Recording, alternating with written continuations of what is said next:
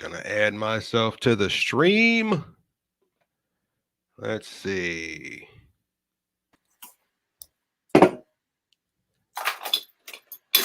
Yeah, brother.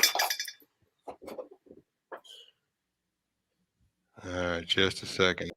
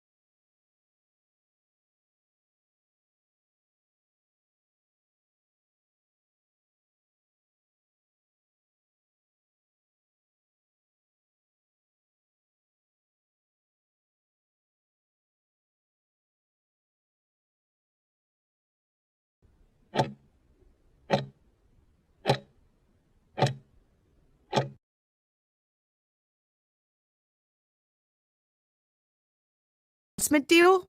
Longhorn Investments is professional, reliable, and fast. Currently serving Texas, Tennessee, North Carolina, Missouri, Alabama, and Indiana, Longhorn Investments LLC is a direct private lender offering short-term acquisition and renovation capital to real estate investors for both residential and commercial assets. With Longhorn Investments, you can receive up to 75% of ARV, finance up to 100% of cost, close in 3 to 5 business days, no income requirements, a streamlined, simple approval process, and no prepayment penalty.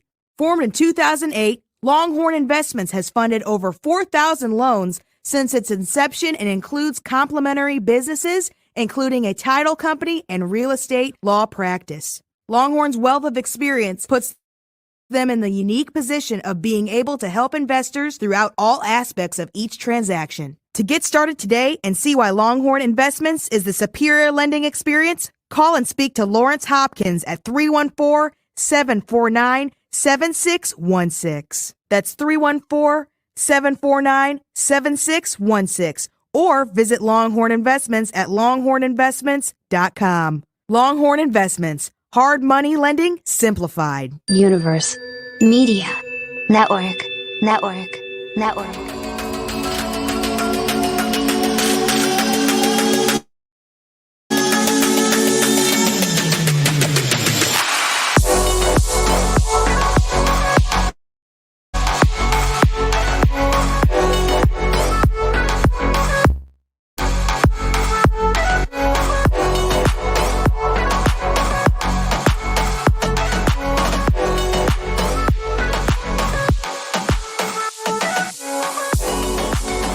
All right.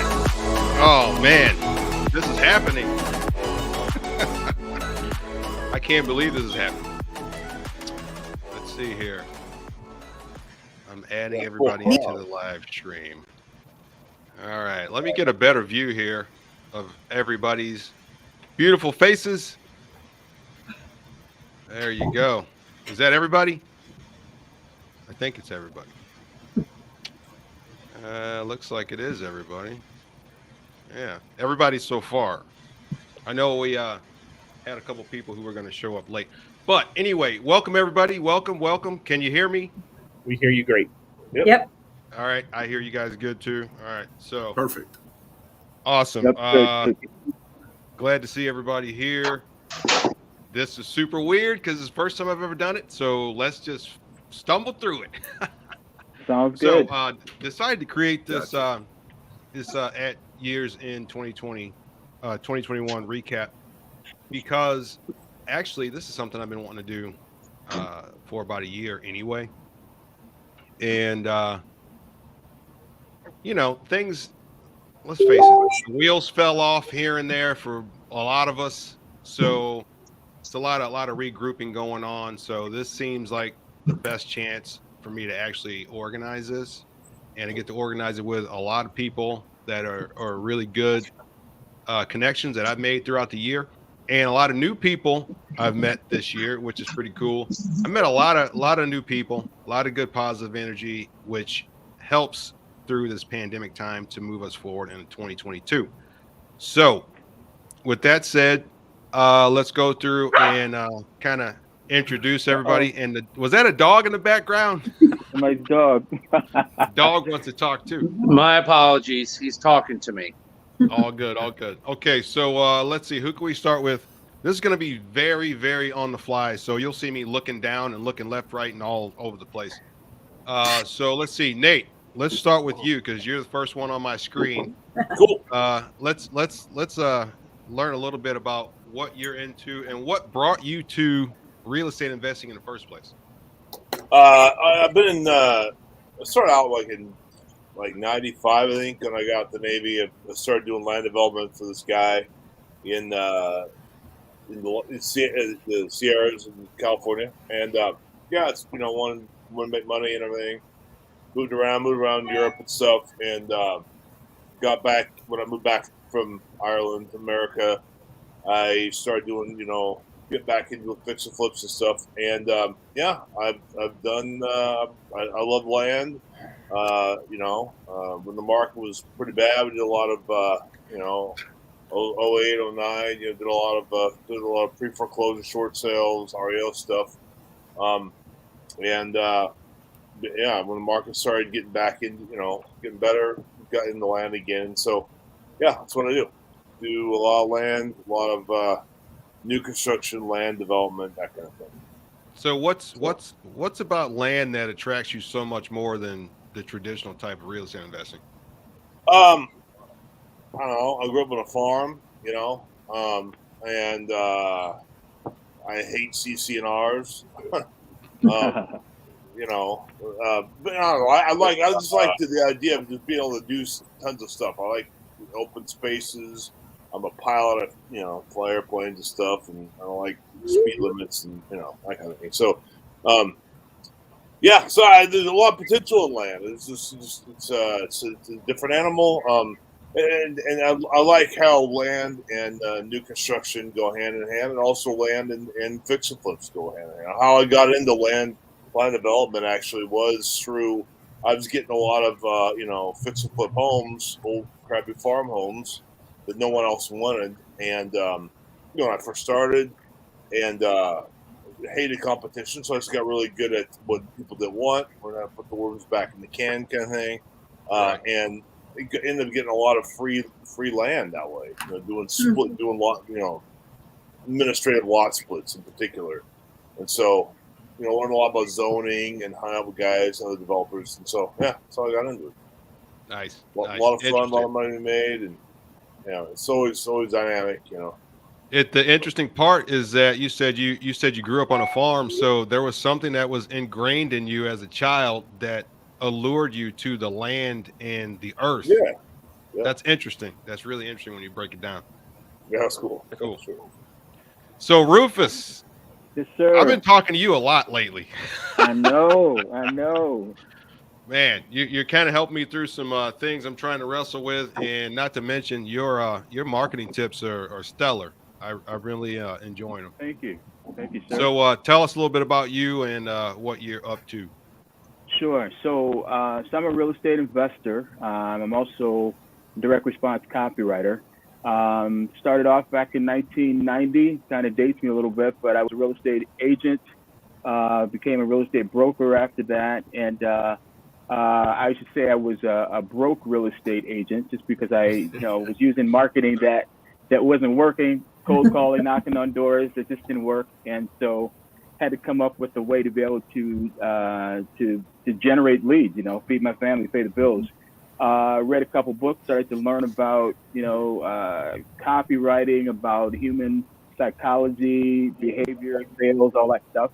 And that pretty much was the doorway that kind of turned all that stuff around for me. So I was able to generate leads myself. Word got out about how, the success that I was having. So I started to do some marketing and writing ads for other business owners, and saw that they were having just as much trouble as real estate agents. But and then I, pretty much stopped representing buyers and sellers and started to buy and sell my own properties, continue to do my own marketing.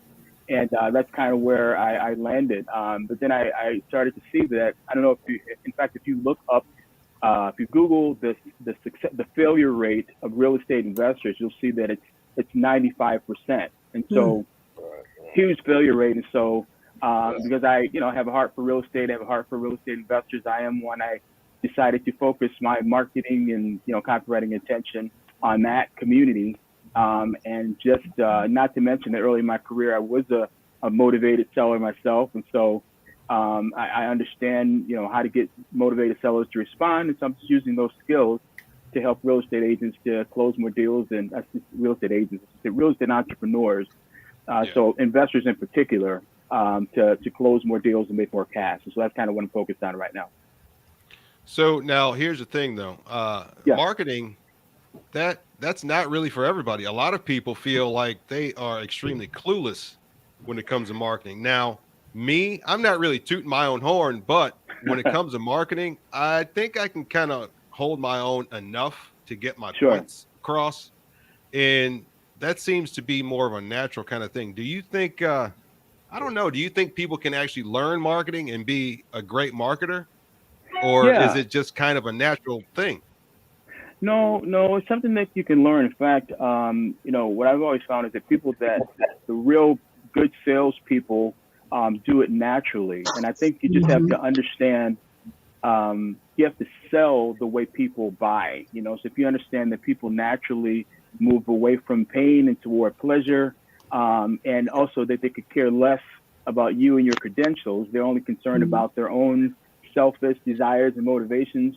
So if you just position what you offer, show them how they can get what they want by how you can help them to get what they want by with your services and your products, then there's a connection. So it's just a matter of, I think there's a lot of different philosophies and strategies and tools and alphabet soup out there in terms of, the ABCs of marketing. But I think it really boils down to understanding human nature, and that, people, like I said, move away from pain toward pleasure. And it's just a matter of showing them how what you offer can get them what they want. It's all about them. And so, I think that anybody can learn that. Yeah. Yeah. You said human nature. Human nature is extremely powerful. And a lot of people are confused about human nature. But if you kind of take a moment to try to think about it, it's pretty simple, because we're all pretty much the same when it comes to basic human nature. And it's interesting how it plays so much in the business and sales and marketing and stuff, and people don't realize that. It's pretty cool. Yeah. And I think another tool, I think, is just find out what's working, even if it was back in the 1920s, 1930s, because human nature is human nature, never changes. Right. So figure out what works and just figure out how to apply that in your business instead of just chasing after. There's a lot of shiny object syndrome out there. There's always something new and great, and people kind of shy away from the basics and the foundation. But I think that because like a lot of the online stuff that you see today, it's just a method. It's a way to deliver your message to your group, and it may not even be the best way to deliver the message to your specific audience. So I think another key is just figuring out who it is that you're going after, what do they want, and where do they hang out. And then you use that method to deliver. If they're on Facebook, great. If they're wherever they are, use that method to deliver it to them. And so again, it's something that can be learned. It's not something that people are just born with. It's not a skill you're born with. Yeah. So, the other thing I wanted to touch on, everybody, is your location. Where are you at? I'm in Minnesota. You're in Minnesota. Okay. All right. Yeah. Nate, where are you at? Idaho. Okay. I'm in St. Louis here. So. Okay. All right. So we're gonna move a little forward to the next person I got on my screen. It's Lawrence Hopkins. Lawrence, it's been a little bit of a minute, but we stay in touch. How's everything going with you? And tell us what you got going on and who you are and all that stuff. Everything's going great. Appreciate you having me on the panel. Thanks for being I am part of currently now in Little Rock, Arkansas. I'm bringing in the new year with some family. No problem. Like any event that you put on, we're happy to be a part of it. What you've done this year and some of your plans for the future, we are going to hitch our wagon to your star. So whenever you need us for any of your events, we'd be honored to be a part of that. So we really appreciate you. Awesome. And what we've done so far this year, you've really helped my business to grow. Really have. And just a little background on me. I'm born and raised in St. Louis, Missouri. I went to Philander Smith College in Little Rock, Arkansas. Got my MBA from Lindenwood University back in St. Louis. I've been involved with real estate, I would think, since 1995 in a variety of capacities. But over the last 10 years or so, I've kind of centered in on the lending aspect of real estate. I've worked for a great hard money lender or private money lender that's based out of Texas, Longhorn Investments, who's the sponsor. And what we've been doing over the past 8 to 10 years, in particular in St. Louis, because that's the market, or Missouri, that's the market that I oversee, is we've been specifically lending money to real estate investors and building a lot of great communities across the country. So that's kind of where we are. We're a one-trick pony in that we do one thing, and we do one thing. I consider we do one thing very well. It's we lend money. I'm blessed because I work with some great people, some very bright people, and we're looking forward to 2022. Awesome. There's one thing I do know about you is that being that you're from St. Louis and your Yes. business is about real estate and development of neighborhoods and things like that. Can you tell us why you have that strong inner feeling about the future development of St. Louis? Why do you feel so proud that you know it's just going to get better? Well, I tell you again, being in real estate involved in real estate for so many years, I've seen kind of some of the transitions going on in North St. Louis off Marcus and Carter. And for years and years, there hasn't been any sign of any development in the area because the area just wasn't bankable. But over the last few years, in particular this year, we see a lot more activity in an area that I'm very proud of. So that's the great thing. Obviously, I do well to take care of my family and things of that nature, but being able to be a part of the revitalization of my community is a big deal to me.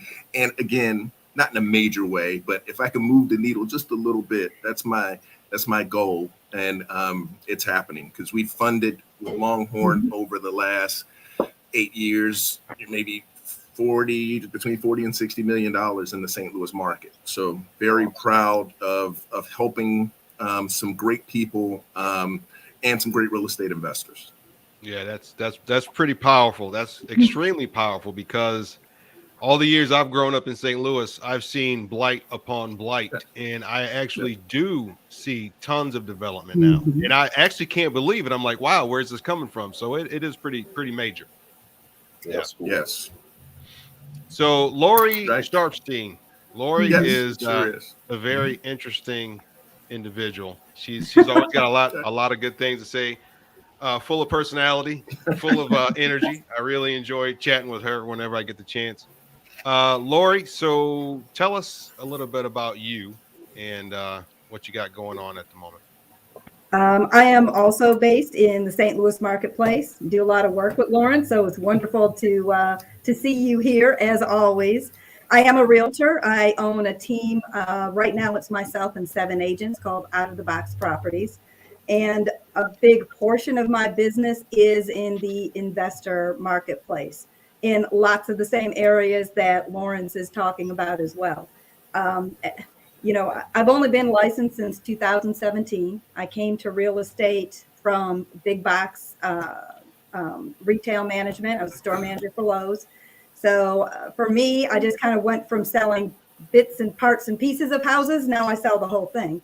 But being able to do that is also giving me an opportunity to really make a positive impact in our marketplace, because we all know it's not exactly a newsflash that our biggest struggle is inventory, right? Right. Sure.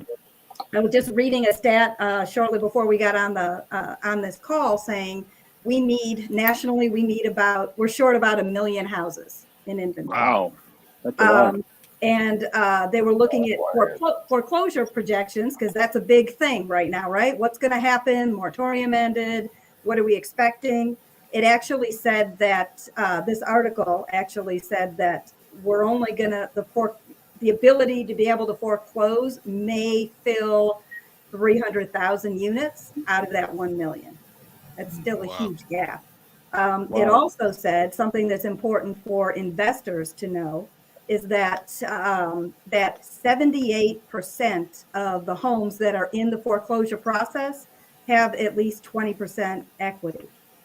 That something like 26% have more than 50% equity. So as a realtor, I know that most of those houses, they're going to be able to just put on the market, sell because they have enough equity.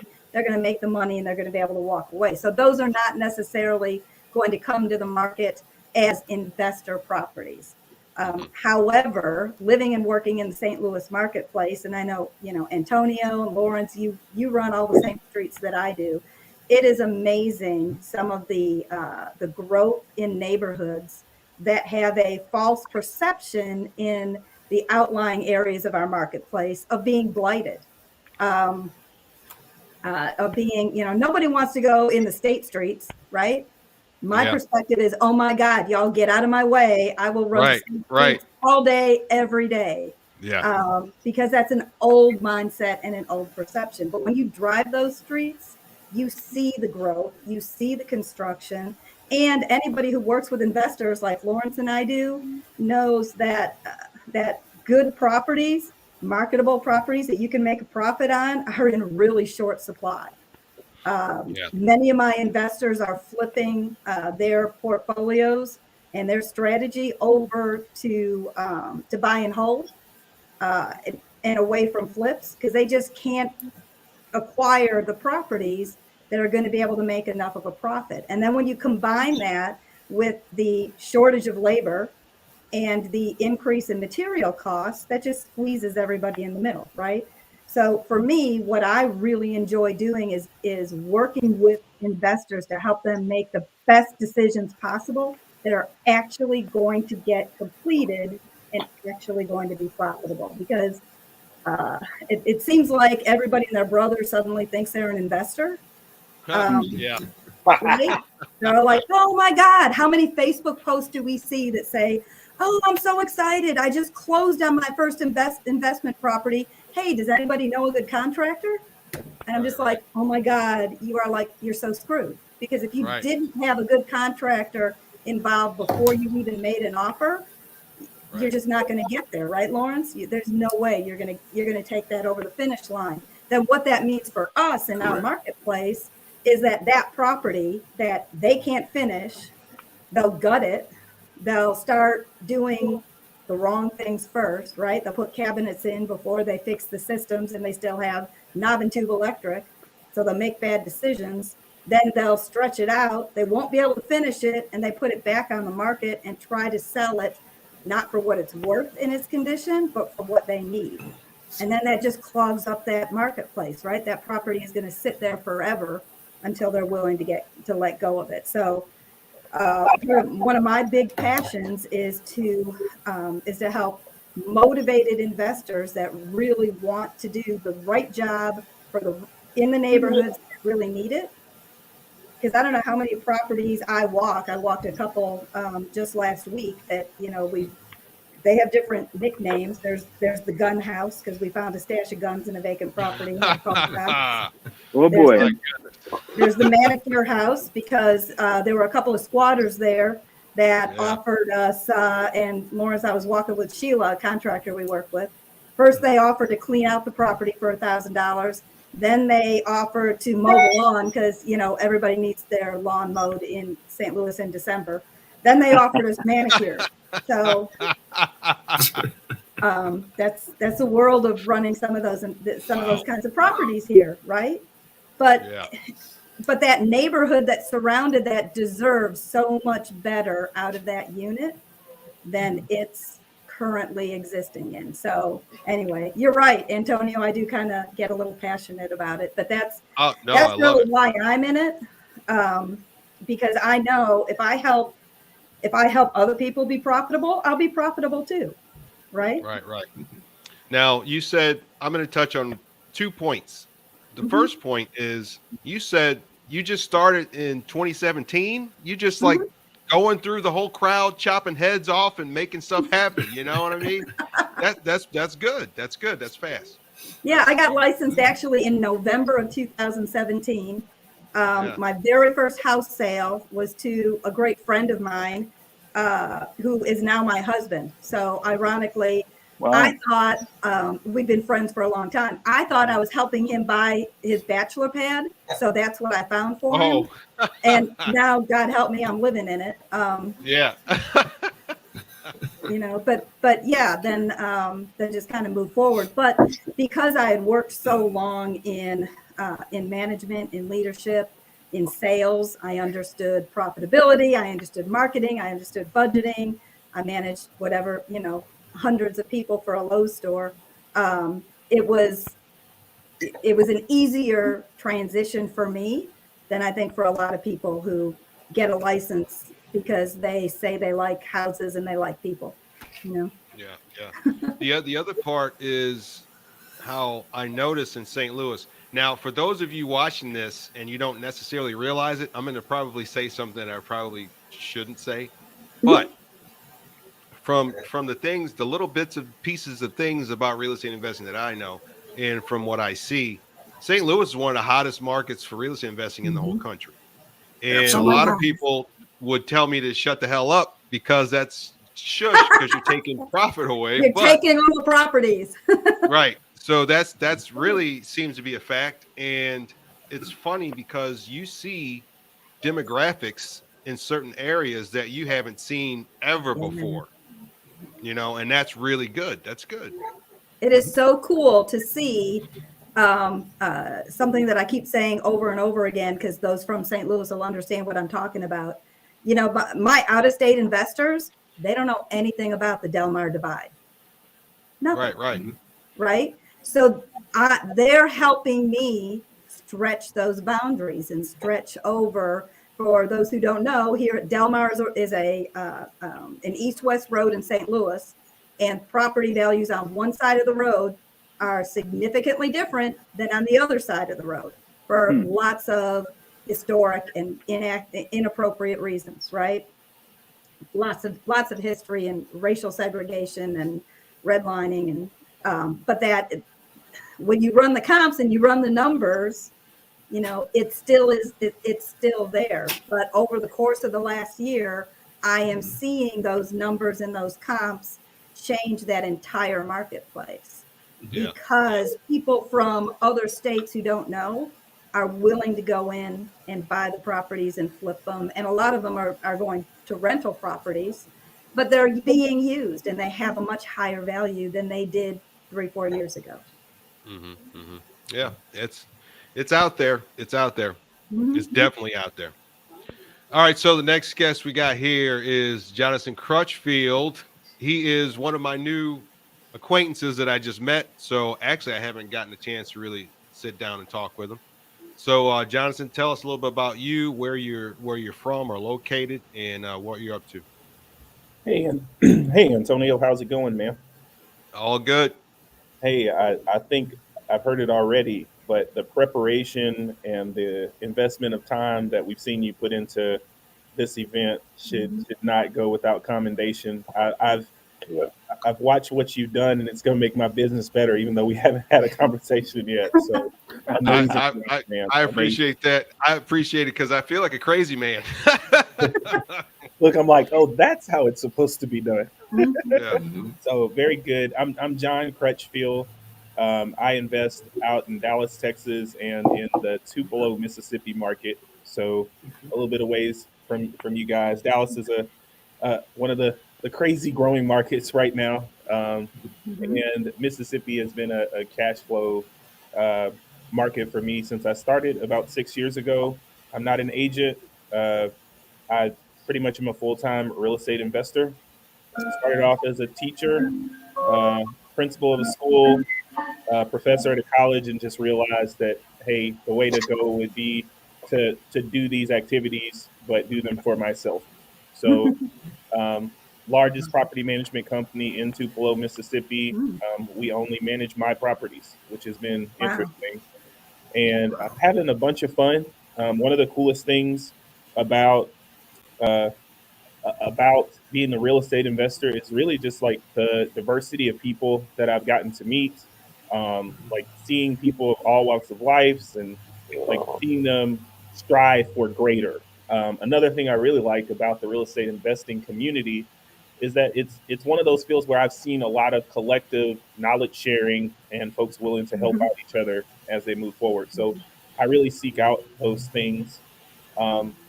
So very glad to be here and appreciate you for giving me a little time to speak today. I'm glad you're here, and you actually touched on one of my personal hot buttons. All right, so let's get into this disaster subject. You talked about the school system, and you were a principal. Yeah. That is the underlying, one of the major underlying reasons I created my company is for the reason that our school system is disgraceful when it comes to teaching people how to build wealth and pass wealth on, so on and so on. Now, what do all of you think about that? Because it drives me insane that we went through schools that they barely touched on it, barely, if they did at all. Anybody? Yeah, go ahead. You guys could jump in. Go ahead. I'll jump in after that. That's why I You wanna say homeschool, man. Why- Yep. See? Homeschool 4 kids, dude. I'm not a big fan of government school, man. I'm not a fan of school anyways. Yeah. Good. So I'm with Nate. Good. We homeschooled our kids as well for the same reason. So and when I say we, I mean my wife. So Right. Yeah. Yeah. Likewise, brother. right. God bless them. They work hard, but yeah. Yeah, I'll take the bait, Antonio, since we haven't talked about this. But Yeah. It's really fascinating. I like to give this example, but I was in education for 10 years, and I mean, just imagine a teacher, principal, and professor of a college who never told K through 12 students that they could own their own business. Oh my I don't God. remember ever having that conversation with kids, and I think often about what that really does, like why that was, right? And it just tells you how, as a public school student myself, like I'm teaching them what I was taught, right? I'm teaching them the things that I was told make you successful. And there are great people. I want to be clear about that. There are some great people working in our school systems. And as a lot of people found out during COVID, a lot of them are doing stuff that we don't want to be doing. So I want to be clear about that because I know a lot of great educators. But if you look at the fundamental reason that schools were created in this country, they were not created for entrepreneurial reasons. They were created for folks to like be factory workers. They were created for what's exactly happening right now. And real estate has really opened my perspective. And every time now that I get to get into schools and talk to kids, I almost bend the entirely other way now because I missed it for so many years. Oh, okay. Well, and really, it's so interesting because one of the big challenges that we have right now, the shortage of skilled labor, comes exactly from what you're talking about, right? Yes. From the school systems, rather than educating to a greater breadth of what someone can do with their life, they instead educate with the purpose, because they're a system, they're a unit of continuing the system. So that's why you're in education. We're going to teach you why it's important to continue in education and go to college. So then as a result, we don't have enough plumbers, right? Can't find an electrician to save your life. And oh my God, try to find a good handyman. They're worth their weight in gold, right? Because we have a good 15, 20 years where people did not go into the trades. Now they're starting to again, but the retirees are starting to retire and fall off, and we don't have anyone to fill that because really the school system is designed, I think, and I'm not an educator, I'm a parent, that the system is designed to help continue itself and to help meet the expectations that are placed on it, meaning test scores and college. How many of your high school graduates move on to college, right? Isn't that a barometer that schools are judged on? So it becomes a system where they create they create everything in order to meet the objections of what they're being tested on or what they're being graded for, instead of actually being able to educate so that people can do better for themselves. It just, to me, it just helps further create that divide and kind of squeeze out the middle class and keep people in either the upper class or the high school dropouts who stay in the lower class and are filling those jobs. Right. So, Antonio, you posted something the other day about just about financial literacy, and I commented on it, and the idea that made me think that growing up, well, number one, my parents weren't let in on the concept of building wealth and that kind of stuff, and neither were their parents, and maybe many of our parents here weren't either. And so it wasn't until I was maybe in, probably in college that I started to learn things like, Robert Kiyosaki. I might have already been graduated, but about the difference between an employee and a self-employed person and a business owner, investor, all that kind of stuff. And so, and I think that if more people knew about those options, I mean, it certainly would answer a question. Questions like, why is this guy, why am I paying so much in taxes? Why am because, the whole idea of how you make your money, determining how much tax you pay, and obviously building wealth and the ability to do that. If people knew about that, they'd want to do it. And so that's why I think that, what you're talking about with your company, Antonio, in terms of just being able to teach people about money and about building wealth. People want to do that and they don't do it because they're not given that option. And so I think that has a lot to do with our current, education system. It has to do with what we were taught at home. And like, Nate and I were talking about, we decided to go homeschooling to try to teach, to try to sort of circumvent that system, which it has helped. But overall, more people need to have, that financial literacy so they can know what other options they have available to them. So I just think that many don't know. And even how wealth works. Yeah. How does compound interest work? Right. We didn't really learn that. I mean, I'm old, but when I went to school and took the whatever financial literacy class, and even my own kids who are 17, 26, and 32, they learned how to balance a checkbook. That was the main thing they learned. Whoever balances a checkbook, our phones do it for us. Right. And so it's not meaningful. They didn't learn anything really about how to invest. They certainly were ever taught what generational wealth is or what that could look like.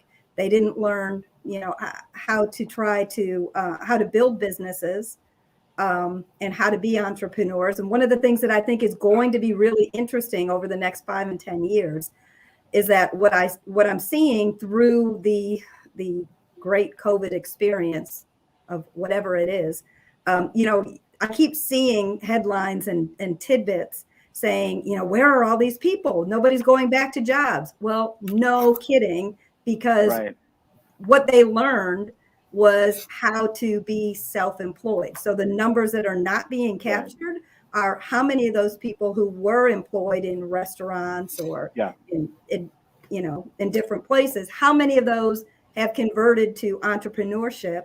Right. They don't know how to hustle. That's the issue. Kids don't know how to hustle. My kids, I got a 10-year-old. You know what my kids did this summer? Okay. I put them on the farmer's market. They have fiddle. They've been playing fiddles for 10 years. They played the fiddle, and they made $2 or $3 grand. You know what they bought with their fiddle money, busking money? More instruments. They got a whole band going down. And you know what? It's hot. Their feet hurt. It's, whatever. And I'm like, keep playing, man. You got to do that. And they got a hustle going. They got their little Facebook group. And they make money. They get gigs. 10-year-olds, 12-year-old, 13-year-old. They know how to hustle, right? Right. And I think like one of the reasons why we ended up homeschooling, one of my oldest son now, and actually Lori, my kids seem like we're probably the same age as yours. Our spread, we've got 4. He failed math. I can't remember what grade. I think he was still at elementary school, but failed math, ended up going to summer school, and during summer school taught himself HTML and aced math. And that's because he had an opportunity to learn on his own terms, learn the way that he, based on things that interested him. And of course, that's the curriculum that my wife, built based around that. But the point is that if people are given the opportunity to understand, number one, accounting in and of itself seems like a boring term. Nobody wants to talk about tax returns. But when they understand, until they're self-employed, then that's all they want to talk about. Well, and like you mentioned, people being home from work, they're given another opportunity to do something else. Like, hey, wait a minute, I kind of like this better. I mean, it's just, you got more options, and so I think that the key is, a part of it is just exposing people to more. I mean, I didn't even know what a mortgage was till I was, married practically. Once I knew about the first-time home buyer programs and all the stuff that's available, it's like, man, of course, and I want to tell everybody about it. Like, renting, you could buy a house for less than you're paying for rent, and and then you could build wealth and pay off the mortgages early. All of this stuff. The point is just that the being exposed to the information, I think, is key, and you know, I think that's the start of it. So let me get Lawrence. Lawrence, go ahead and jump in. Sure. For me, education is important. Now, I've been self-employed since I was 25. I'm going on 52. So, but the reason for me, education is important. My mother taught in the St. Louis Public School District for 40 years. So she taught mother, daughter, mother, grandmother, great grandmother, and just sometimes the circumstances that you see teachers are under, they're just trying to get, a lot of them are just trying to get through the school day. Yeah. You know, they don't have the support from the parents. They don't have the resources they need. So to add, and I get the importance, because my son, he's going to learn that from me, you know, the importance of being self-employed. But my mother graduated, the first person to graduate from college in our both sides of my family. Now all of our eligible children, we have our master's degrees. All of our eligible grandchildren, they have their bachelor's degrees and are working on master's degrees. So the educational component is just based on building my mother's legacy.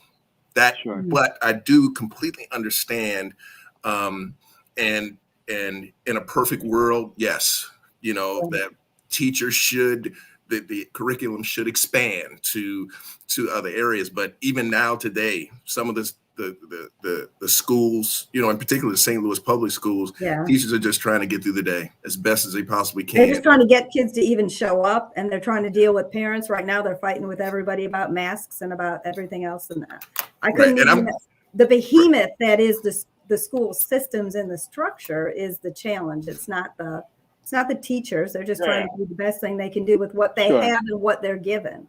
Right.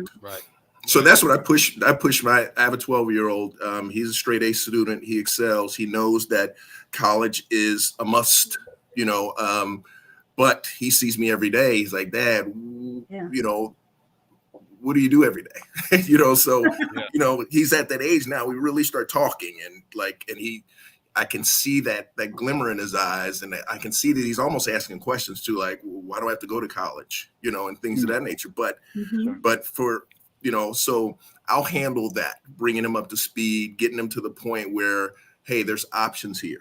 You know, he understands now the difference between being an employee and owning your own business. So, but for teachers, they're just fighting, you know, every day to get through the day with limited resources, limited support. So and adding that additional component would be great, but we're away from that. Exactly. What do you pull out of that if you're gonna put that in? And then the biggest part of that challenge then is whose curriculum is going to be taught. Right. You know. Yep. Interesting. That's interesting. So what a few of you said or mentioned into this subject was one key word is exposure. You know, especially when you're homeschooling your kids, you can expose them to all the things that you know are important that the school system actually, they really don't have time to put into the curriculum, because I mean, they got a classroom with 30, 40 kids. You know, everything's not always accessible to that teacher. That's totally understandable. And it's so funny because in this day and age, we have so much information. I tell this all the time to pretty much everybody I know. There's no excuse for any of us anymore to not try to do better with our lives and try to help our families do better, you know? And for one little simple thing is that Christmas just came around, and I got some pushback when I told people I was going to buy my daughter some S&P 500 stock. And they were like, that's a terrible idea. And I'm thinking, oh my God, it's a fabulous idea. Why would that ever be a terrible idea? Right. You know, so it's just interesting about what we get exposed to as children. For that matter, hell, what we get exposed to as adults. You know, some people choose not to be exposed to certain things, you know, so can't force everything, I guess. All right, so Mr. Tom Black Jr., I haven't had much of a conversation with you yet either. We talked once initially a while back, and it was really cool to chat with you. Thank you. Tell us what you're up to and where you're located. I am doing mostly wholesaling. I teach, partner, and mentor with some new and experienced people, but I'm not a coach and I'm not a guru. But some people need guidance along the way, and I give it to them. I live right smack in the middle of Philadelphia and Baltimore, right off of 95 in the northeast section of Maryland. And I've been working in the Baltimore City market most of my life and have done virtual deals in 7 other states. But getting back to what you were saying earlier about St. Louis, Baltimore is still one of the most affordable markets in the country. And we're seeing city dollars and development dollars pouring in. You know, you can get a 1,200 square foot rehab project in Baltimore City for $70,000, and the same footprint in Washington D.C. is $700,000. Wow, big difference. Wow. Yeah, that's a huge difference. Yeah, and so the good news is the dollars and cents and the profitability is higher in DC, but you know, just like San Francisco and some other markets, it's getting flat. But Baltimore is still red hot. It's red hot because you can buy a place for 70, put in 50, and sell it for, you know, almost 200 grand, and just do it over and over again. So I've been in real estate first as an agent. I started in 2004. I became an associate broker in 2009, and most of my 333 transactions in my career have been off-market wholesale deals. But now I'm learning and stepping into and planning to do personally some multifamily syndication next year. Now, you're primarily doing wholesale deals. I know some markets in the country, the cities, they're giving some pushback on wholesale deals. Are you guys experiencing anything like that? They're wanting you to be licensed and educated and all that stuff. Yeah, from a compliance standpoint, I know Philadelphia and Chicago, you have to be licensed. I think all of Illinois. I don't know if all of PA is going to do it, but you have to be licensed to be a wholesaler in Illinois if you do more than 3 transactions a year. Yep, exactly. And or some number. So I'm already licensed, so I'm not getting pushback personally, but it's not happened here yet.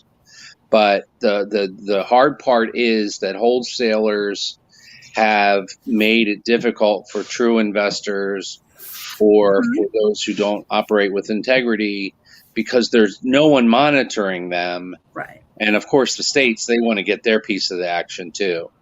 And so obviously getting more people licensed, it feeds the whole machine.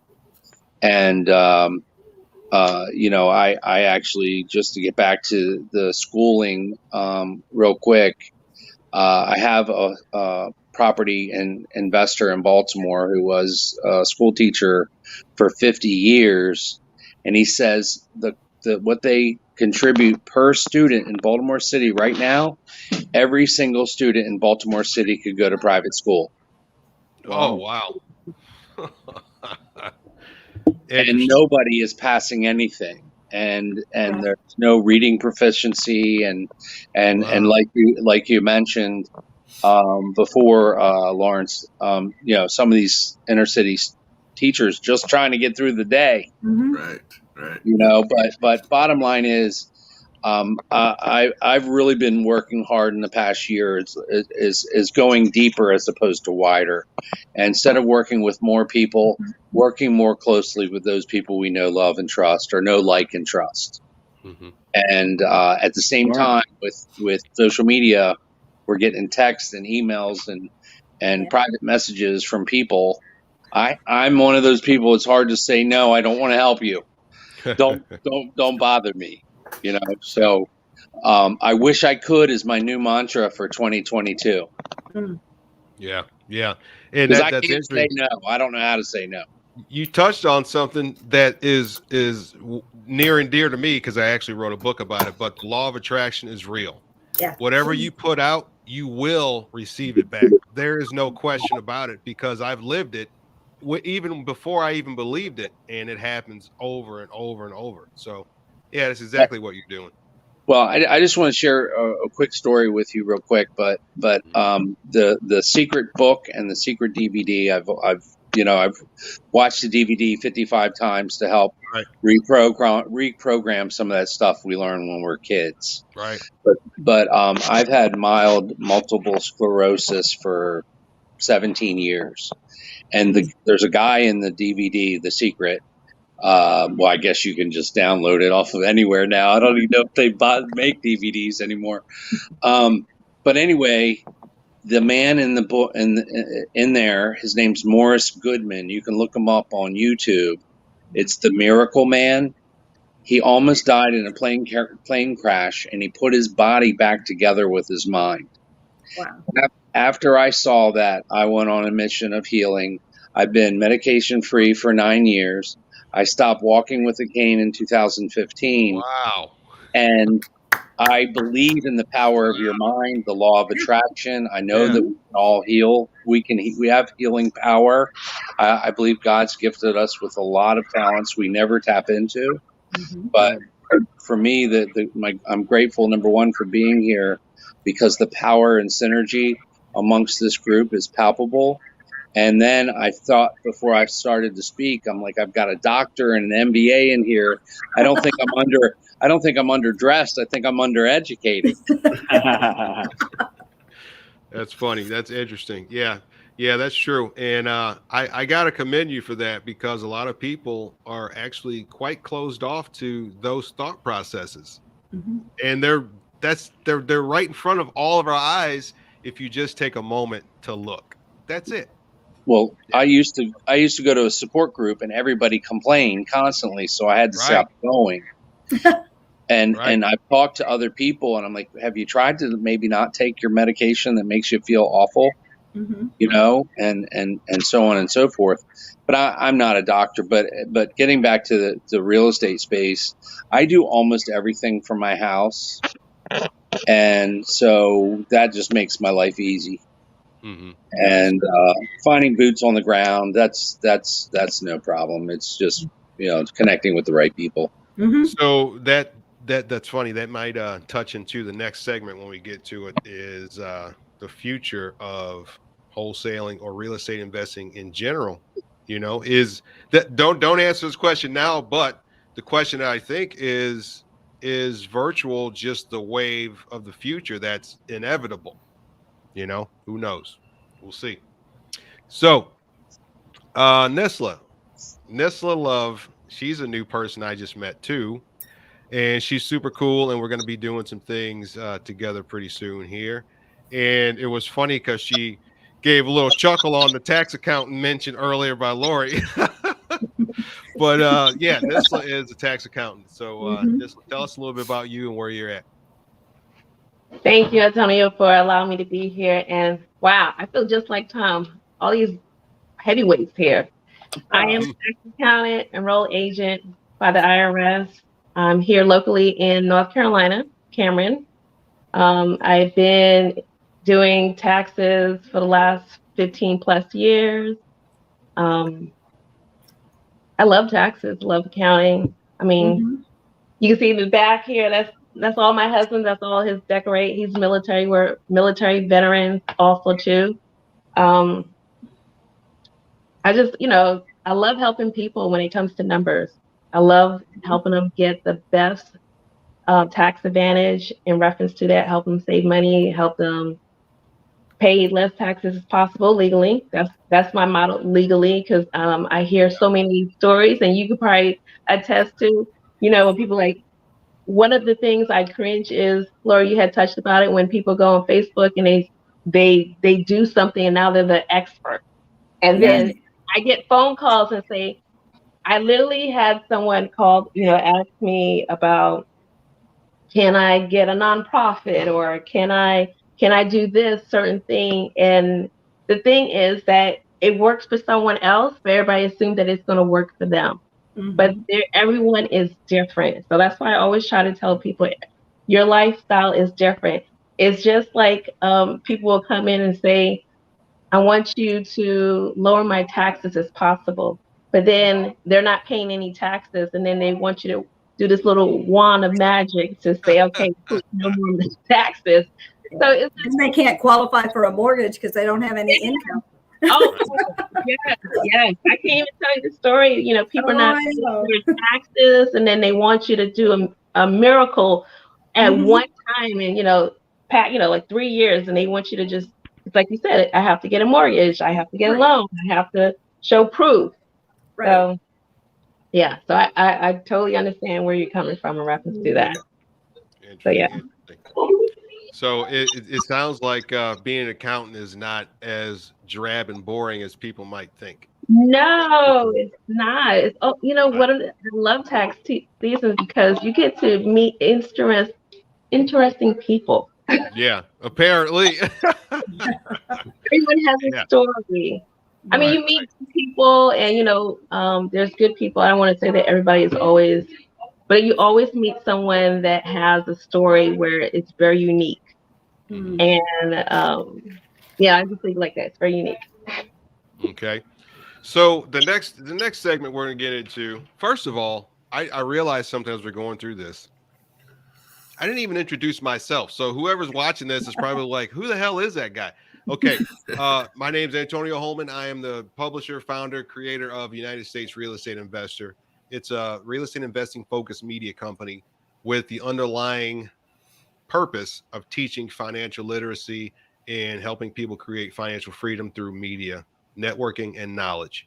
Okay, so got that out of the way. So the next part that we're going to go in is, I got notes here.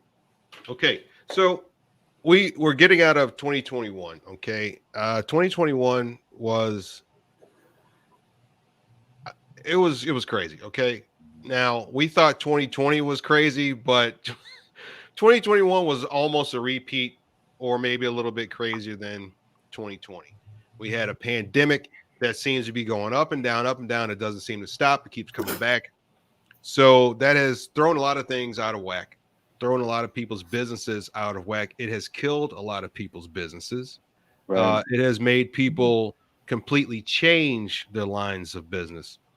So the two subject matters I want us to go towards now are the three major events in your industry that you experienced throughout 2021, and then the three trends in your industry that you see or possibly can, I don't want to say predict, but that you kind of think or leaning towards. So in this, I want to start with you. I think you may be on a time constraint, but we'll start with you as far as three major events in your industry that you can recall. Oh, the PPP loan. That's like, yeah, the PPP loan. People getting loans and some doing it the right way. Some people are not doing the right way. A few people went to prison over that, didn't they? And still going. Wow. Yeah, Wow. Yeah. So it just amazes me. People take the money and don't realize that everything is scrutinized, because once you take a loan from the government, I mean, basically you're saying, okay, I'm free bond. You could go and audit me.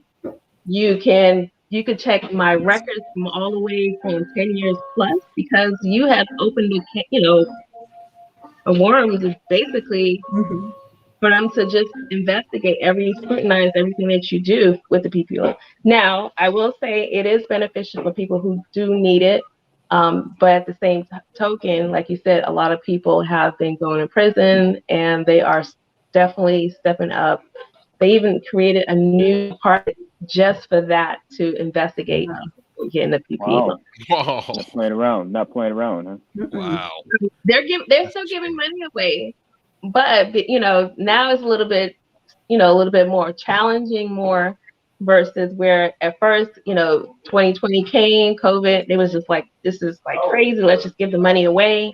Right. But now they really scrutinize and really making sure that people who say they need it really need it.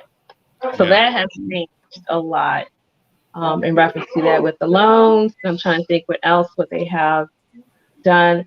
And with the tax credits that's coming now, there's a little bit, and they're doing the charity that they're still doing that, so you're able to do that. Now with if you itemize, you get 100%. That's going for 2022. So that's something good that's good for investors, who wants to use the charity also too.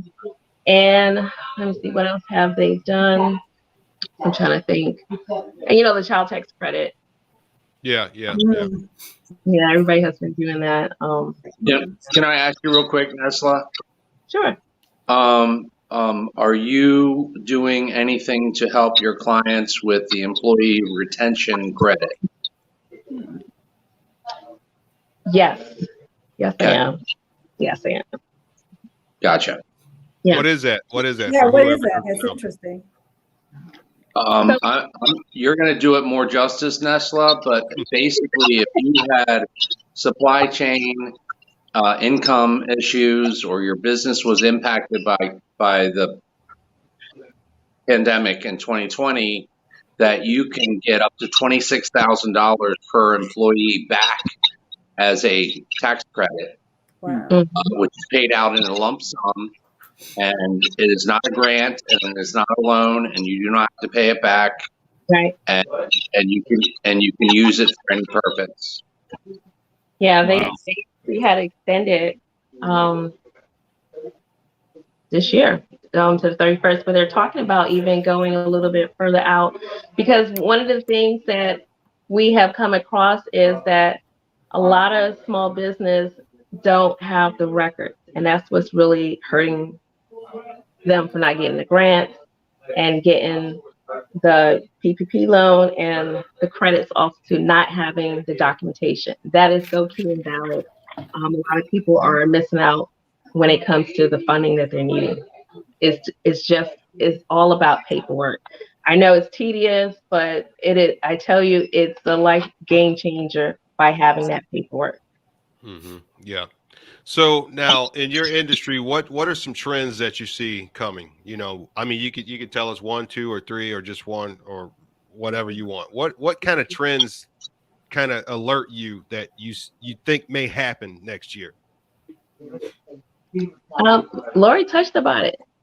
I see a lot of people becoming small business owners. And they are really ramping up with that. Sometimes I see a lot of people jumping in without getting the background, the educating, know-how to do it. And then, they come to me and then we have to fix it. But I see a lot of people becoming entrepreneurs because of the pandemic, because they like that flexibility. They like being home. It's kind of sad that a lot of employers haven't adapted to people wanting to know that, they want to be treated with respect.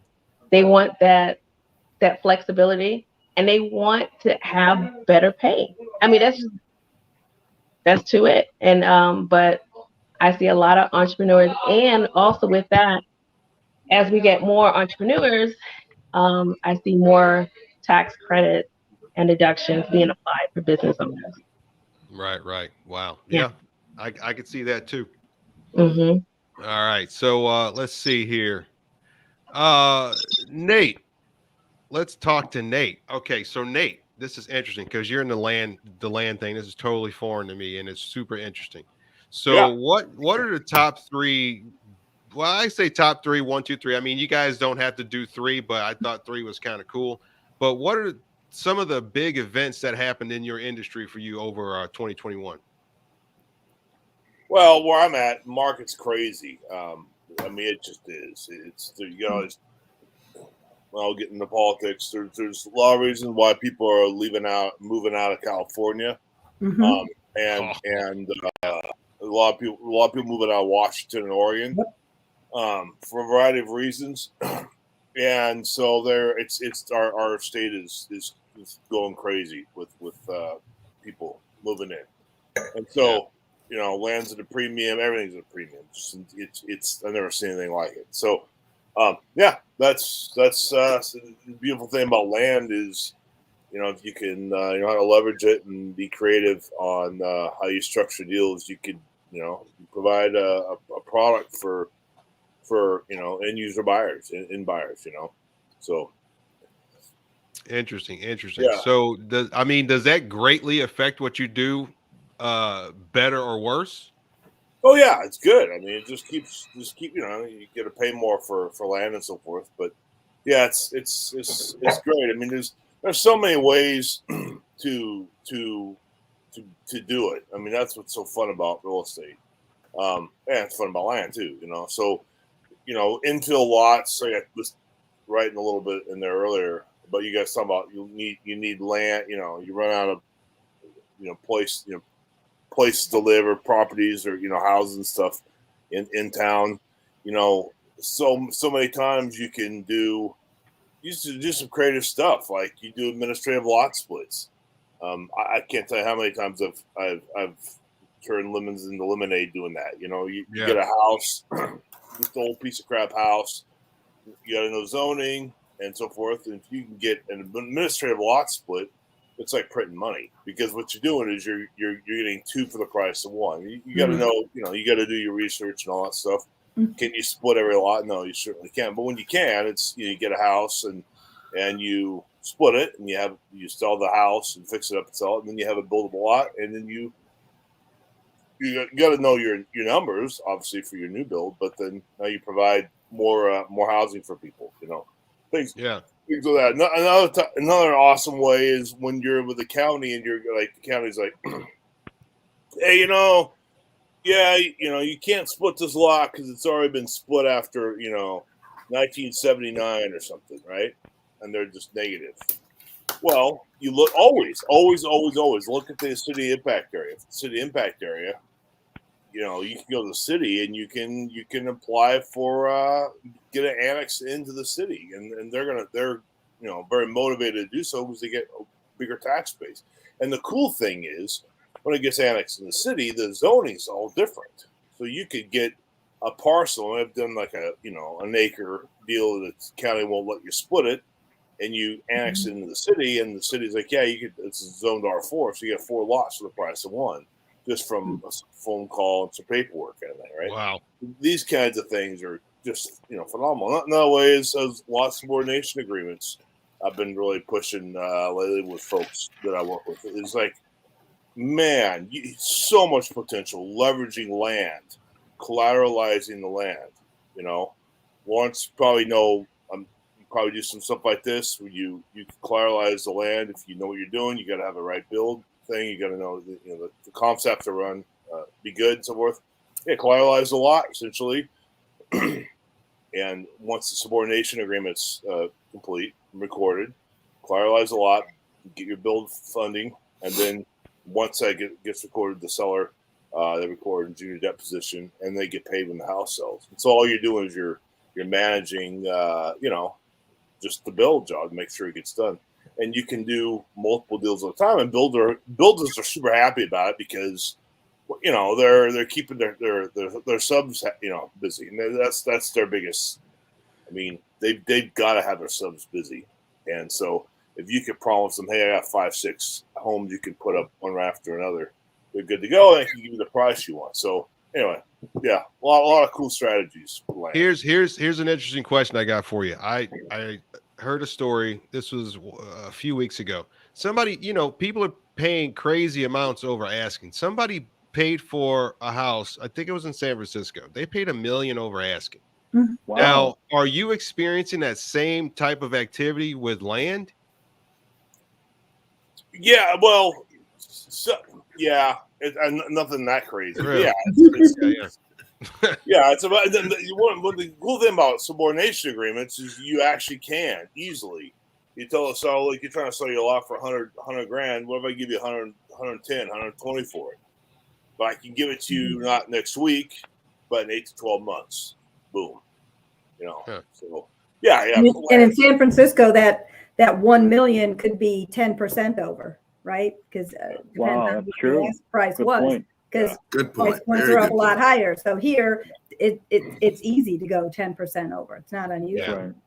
That's crazy. All right, Nate. So what kind of trends do you see happening in your industry next year? You know, I'm biased because the market's hot where I'm at, and the folks that I work with that have supported in different parts of the United States. They're all just pretty hot areas, you know, Texas and so forth. So I you know, I'm pretty optimistic. I think it's going to keep going. We'll see what interest rates do and all that kind of stuff. I don't know. I'm optimistic though. You know, at least the rest of the economy might really take a, you know, I don't know, might level out. Well, I think where I'm at for a while, it's going to be hot, and the reason why. Let me tell you the difference between now and 2008. Ready? Okay. 2008, there was a whole lot of growth where I was at. Okay, but the growth was rubbish. It was BS growth, and what it was is guys buying the second, third, fourth spec home, putting tenants in it, and they're paying $1 million over asking price. It wasn't that high, but you get my point, right? Yeah. And they're all way over leveraged. They weren't living here. It's their second, third investment because it was funny money lenders. Okay. Now what we see is people moving in, and they own the house. You know, they're living here. They're buying horses, or they're buying the boats, boating, and all that kind of stuff. You follow me? And that's their house. They're retiring in that house. So it's going to be pretty solid, I think. Good. Interesting. I'm gonna follow you throughout next year because I'm pretty interested in that. You've touched on a lot of things that I'm totally unfamiliar with, and a lot of people are not familiar. They don't even think about splitting a lot that they have right in front of their face. Yeah. You know, dude, so it's that's like printing cool. money, man. It Yeah, really is. yeah. It's It phenomenal. really is.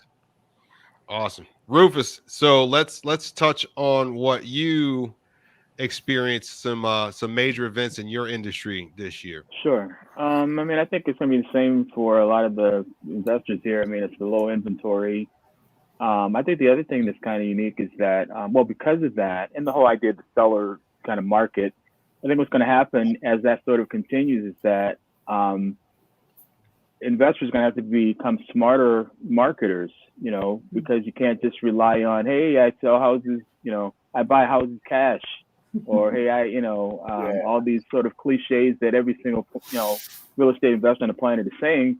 So I think number one, they're going to have to find. So that was the problem, and I think the trend going forward is that they're going to have to do a better job of, you know, convincing people to come out of, you know, the off market stuff into, you know, doing deals, and that's going to require, you know, doing a better job of explaining why should I do business with you versus, you know, doing nothing, or all the other people that are knocking on my door or sending me letters. So I mean, I think that you know, that's going to be a combination of things. Just the continued, you know, the low inventory, and if you want to continue in real estate as an investor, you're going to have to become a better marketer to be able to get more deals, because they're not going to just be out there, and the ones that are out there, they're going to be, you know, picky. And with the internet, you know, property owners are smarter. They have access to more information. So again, you can't just, you know, why should I choose you? Well, because, you know, I'll give you, you know, buy your house as is. I mean, you know, you just got to be smarter and offer more, which you can, but you just have to know that's what you're gonna have to do going forward. So, so that's what I've experienced and what I see going forward. Okay, gotcha. If people have to be creative, that's interesting. They say creative financing and creative deals and things like that. Now they have to do creative marketing. Well, yeah, and I think it's just forcing people to, like I said, I mean, you know, because it's human nature, you can't just force someone to put their hand on a hot stove. So it's like you got to figure out what it is that they want. You got to do a little more research, and really, if you do the research, you find out what people are looking for. You just offer them that, and you win them over, and they think it was their idea. You know what I mean? Yeah. Because you know, you're finding out really what the problem is. Because really, you know, when we boil it down, money is just a reward for solving a problem. And so, and I think we as real estate investors are looking more for houses, but we need to be really looking for problems. Yes. You know what I mean? And so, and if you're not really making enough money, you know, you maybe need to solve a bigger problem. And so Right. I think that really is the idea behind being a smarter marketer, is to understand, okay, I got to do this research. I'm not going to just, you know, houses aren't going to just necessarily fall into my lap. I got to figure out what these people want and explain how what I offer can get them what they want. And then, you know, you're building a relationship with them and they know, like, and trust you, and you win them over.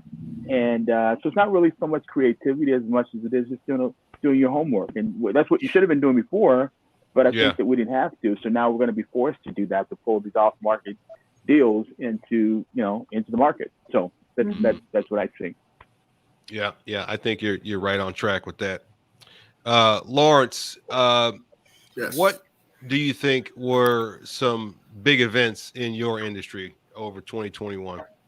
In my industry, it was a great year, but obviously I want to preface that because I know a lot of people, had some tough years, had a tough year, bartenders, waitresses, and that, but, I think we are just in an arena that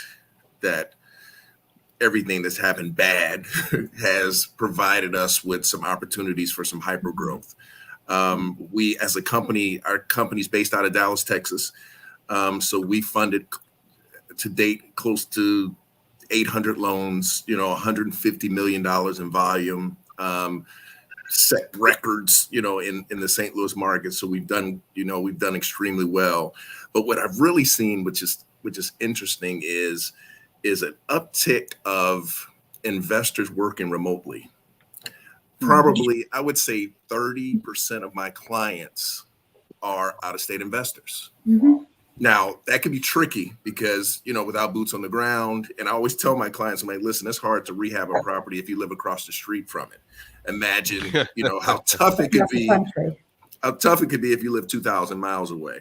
But people have figured that out. Vendors have figured it out. Even our own company, I have 8 counterparts, all across the, over 7 states and 20 cities.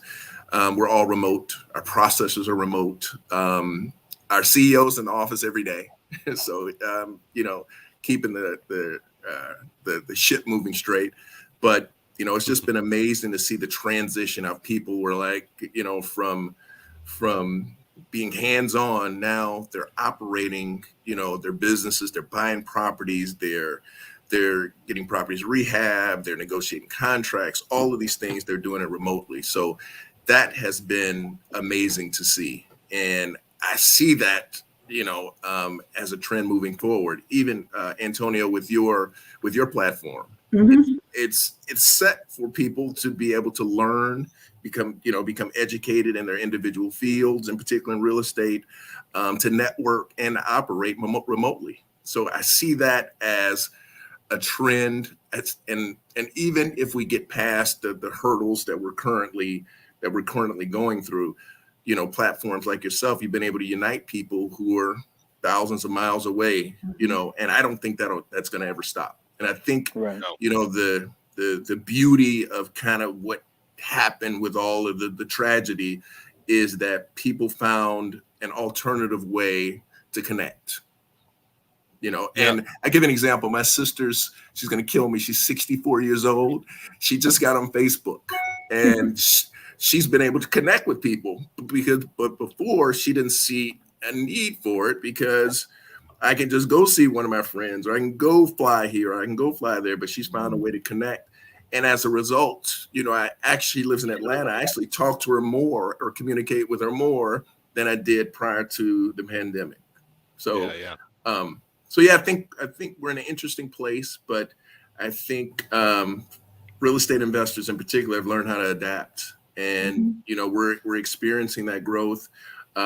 People may not be traveling, but they're buying bigger houses. They are buying boats, like Nate said. They are buying RVs. I was gonna say they're buying RVs. Yes, they're figuring out a way to still kind of live the American dream, but in a less, in a less populated, I guess is the right word, less populated way. Yeah. So, Do you see, are there any notable trends that you see on the horizon for next year? I think it's going to be more of the same. I really do. Okay. You know, there's so many things that are up in the air. You know, even today, where venues are closing, and it's just, it's hard to tell. But I know people always need a place to live, and for people in particular who may be losing homes, they're going to go from owning to renting, which creates opportunities for real estate investors to purchase homes, to provide housing for for folks.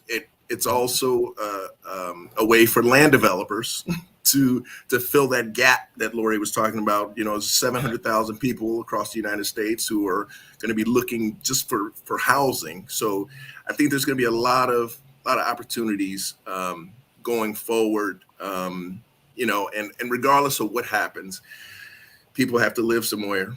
And if people can't travel or people can't do things, what I've seen people from my experience is they buy bigger, they build in-ground swimming pools, they create a resort life in their own life, and I think that's absolutely going to continue.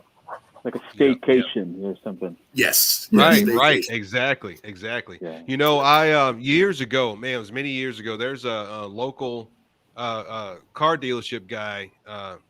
Years ago, I ended up meeting him, and I was doing a delivery job. I've been a driver for many years professionally, and I drove up on his house. Huge. I mean, acres. He's got a helipad on the building, and he's got his own hangar and everything, right? Wow. See, Nate knows. Nate's a pilot, so yeah, I am a pilot. So he said, he goes, I don't worry about going to resorts. I just build my own resort on my own property. He said, you see that helicopter right there? He goes, I fly this helicopter to work. And I was like, that back then, that really opened up the way I was thinking. Because, well, why wouldn't you build your own resort where you live? That way you don't, you're keeping the wealth in the family, basically. You're keeping everything on your own. You're controlling everything. Now that makes you kind of question you as a citizen in the United States. Are you actually sharing the wealth around and helping the economy? Maybe there's just other ways to do that, but it was interesting. I think one of the keys too is just buy local. Support small business owners. That's something that we can all do. Maybe it was a little more expensive to go and get your flowers from your local flower shop as opposed to going to, flowers.com.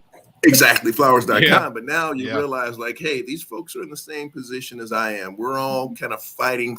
We're in uncharted waters, and we're trying to do everything we can to take care of our families. So I think that's one thing that's been birthed out of it too. Like I see us all looking out for each other. I'm extremely cognizant of where I spend every one of my dollars now. But before I was kind of like, flowers are flowers, but now I think if we support small business owners, I think that will help also. And then, like Lori said, that trend of people aren't going back to work, but if they have a niche, that this is a perfect opportunity for a lot of people to start their own businesses. Right. I have a friend that's a fantastic chef. Well, this year she's opening her own restaurant, so, and she knows that I'm going to frequent that restaurant now because she's a great, in addition to the fact that she's a great chef, but we support small businesses instead of going to a chain restaurant, let's support small businesses. Cool. Okay. So Lori, what are some major events that you saw in your industry this year? I think there are a couple that have already been touched on a little bit, but certainly on the acquisition side, there are a couple of big things. So we've been competing on the acquisition side with institutional buyers. And they have been huge and fast and furious over the last. So hedge funds. And as a listing agent, I have on a few of my listings, I would get a an at-list or over-list offer from a hedge fund while it's still in coming soon status before it ever gets to the market. So they're not even trying to undercut. They're just trying to acquire because real estate is considered to be probably the biggest thing you can add to your portfolio that will maintain its value through inflation. That is considered to be almost inflation resistant. Nothing's inflation proof, right? But inflation resistant. So that's been they've been, and I'm sure in every other market in the country, right? They've been sucking up a lot of the inventory at that our local investors then can't compete with or can't get to, right? Now, one thing that was really interesting was that a couple of months ago, Zillow suddenly folded their Zillow offers program, right? So they had thousands of outstanding contracts that they just canceled. They've got tons of, now they're going to, their whole portfolio, they're not going to be selling it to local buyers through real estate agents. No. They're selling those in blocks to those hedge funds and to the institutional buyers. One of the things that I thought was really interesting was the reason they gave for folding that suddenly and not buying any more properties was that they said that it is too difficult to predict the future short-term value of properties in the current marketplace because of the increase of materials and labor. Now, for me, I'm a realtor. I am not a Zillow fan, right? Because they're a terrible tool for clients. But I wanted to say, like, what you're saying is that what you do at your core, which is determine values for properties, it's too difficult to do for you to actually invest in the marketplace and for you to buy them yourselves, right? So what does that say about your tool? But what I've seen it, and there's still Open Door still doing it. There are a number of others that are still doing that e-buyer, right? Sort of the easy button offer that is designed to compete with wholesalers. So that kind of segues into the wholesaler piece of the marketplace. So for me, wholesalers are a terrific and absolutely necessary piece of the marketplace, particularly for investors and investor property. They are often able to acquire and do something in business that my license doesn't necessarily always allow me to do. So for me, it's important to work with a number of good quality wholesalers to help my investors acquire properties in the best possible way. And then I can help them with their exit strategy and sell it as a listing if they're flipping it, or help them with their portfolio, right? But what I have also seen is a tremendous influx in the marketplace of new wannabe wholesalers who have taken a class or read something online or joined a Facebook group, and they think, and suddenly they're reaching out to homeowners trying to wholesale, and they don't really necessarily know what they're doing. So they're clogging up our marketplace again, because they're acquiring something under contract for an unreasonable price, then trying to shop it out with an inappropriate or inaccurate ARV and an exceptionally low construction cost because they don't recognize what a crack in a foundation means. Nobody does that. No newbies do that. Like 95% of that marketplace, right? So what that also does is that people who have, because of electronics, right? Because we can search, I can find anything about somebody's property. So I can run all kinds of lists all day long that tell me how much equity they have, what their interest rate is, what's their likelihood to sell. If I can, a lot of other people can too. So people who are good prospects for wholesalers are being inundated with phone calls and people knocking on their doors and standing across the street and parking in their driveway, so that when somebody like anybody in this group actually reaches out, they're completely shut off to it, right? You're just one of those other crazy, stupid people. They're like, go away. I don't want to, I'm not selling my house to anybody, right? Yeah. So that's a big thing in the marketplace that's still continuing and still going to continue. I think because there's a perception that real estate is easy money, right? That when it's a busy market, it's gonna be easy to make money. Wholesaling is a hell of a lot of hard work and a lot of filtering. And when it's done right, to Rufus's point, it is about solving the problem and about building the relationship. It's not about walking in the door and saying, I'll pay you $20,000 for your house. Oh, you won't take it? Okay, nope, I'm going to leave now. That's not helping anybody in the marketplace, but that's what's happening all day, every day. Now, on the sell side, on the other side, on the highest and best use of a property side, the biggest impact that I'm seeing is the impact of short-term rentals as an exit strategy for a property. I factor that in with every single assessment of a property. Hey, this is what you can expect if you flip it. This is what you can expect if you do long-term rental. And I have all the same predictors that a lot of you guys probably have. This is what you can expect if you do short-term rental. And it is a hell of a sexy investment. Yeah.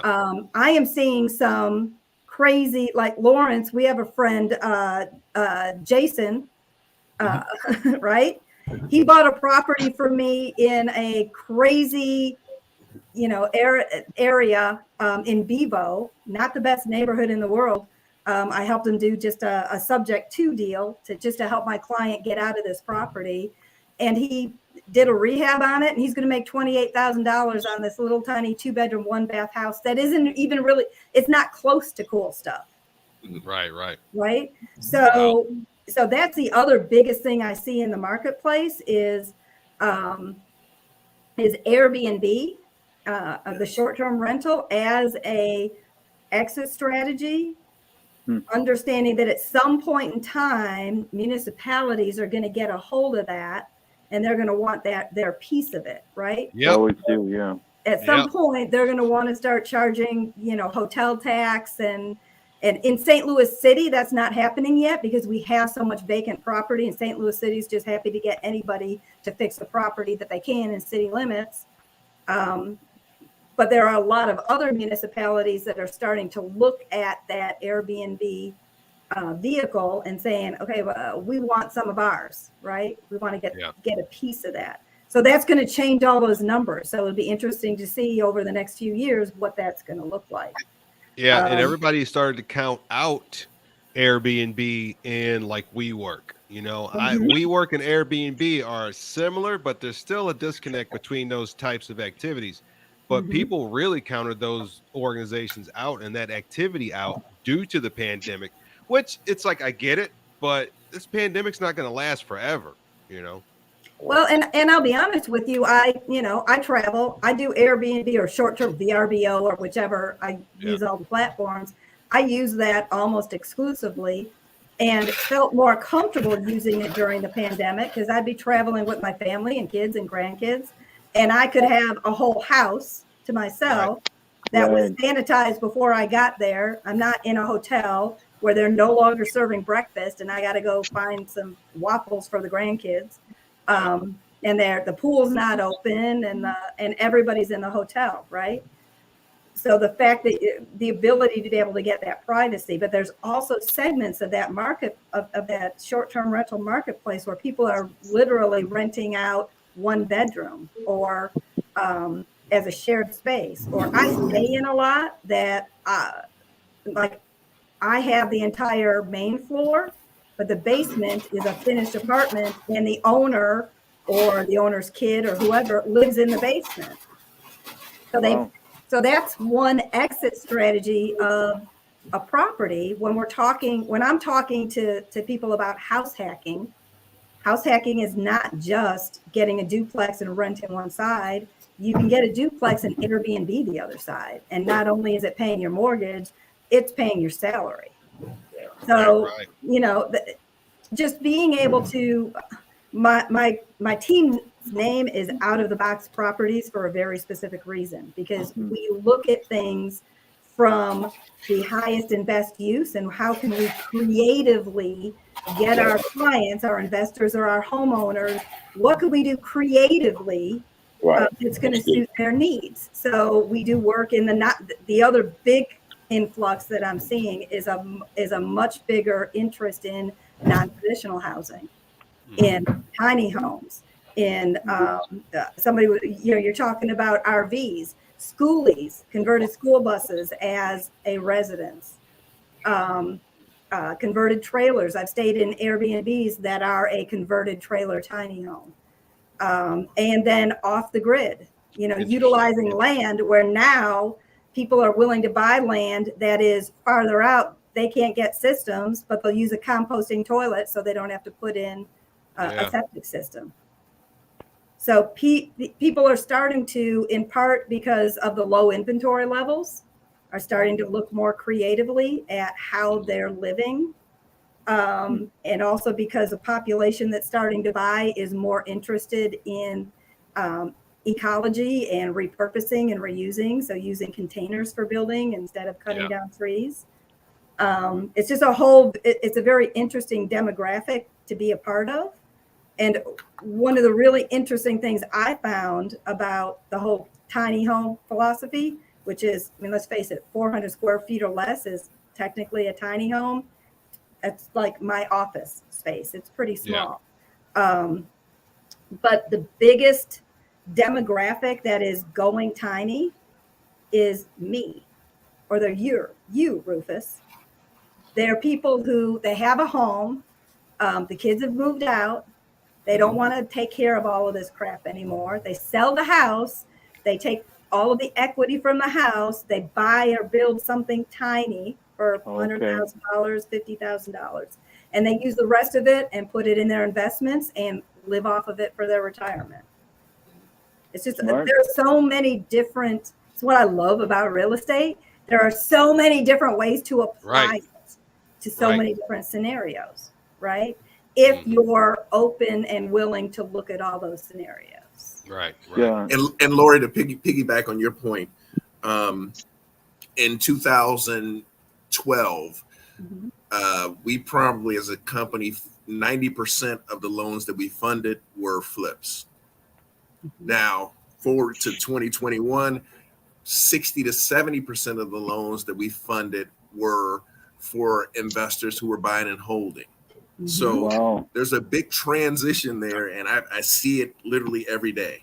I have seen it just over the course of 8 months to a year, even because, in part, because you can't acquire a property that leaves you enough margin for it to be a good flip, right? Right. I try to tell my investors, you start with your ARV and pull your profit. If it's 20%, if it's 30%, that's your first line item.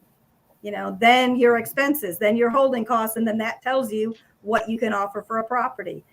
It's hard to find things now where you can still make that profit. So it has to flip to rental. Interesting. That's good stuff.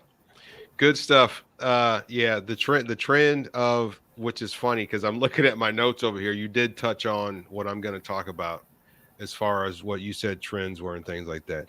So it looks like we just lost Tom again. Let me see something here.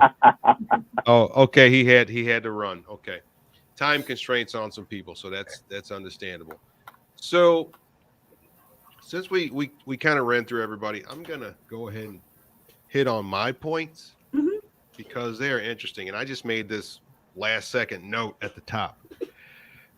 And see, once I saw this company with their marketing and how they just came out of nowhere over the last 5 months for me anyway, I saw a grand opportunity for the real estate investing industry.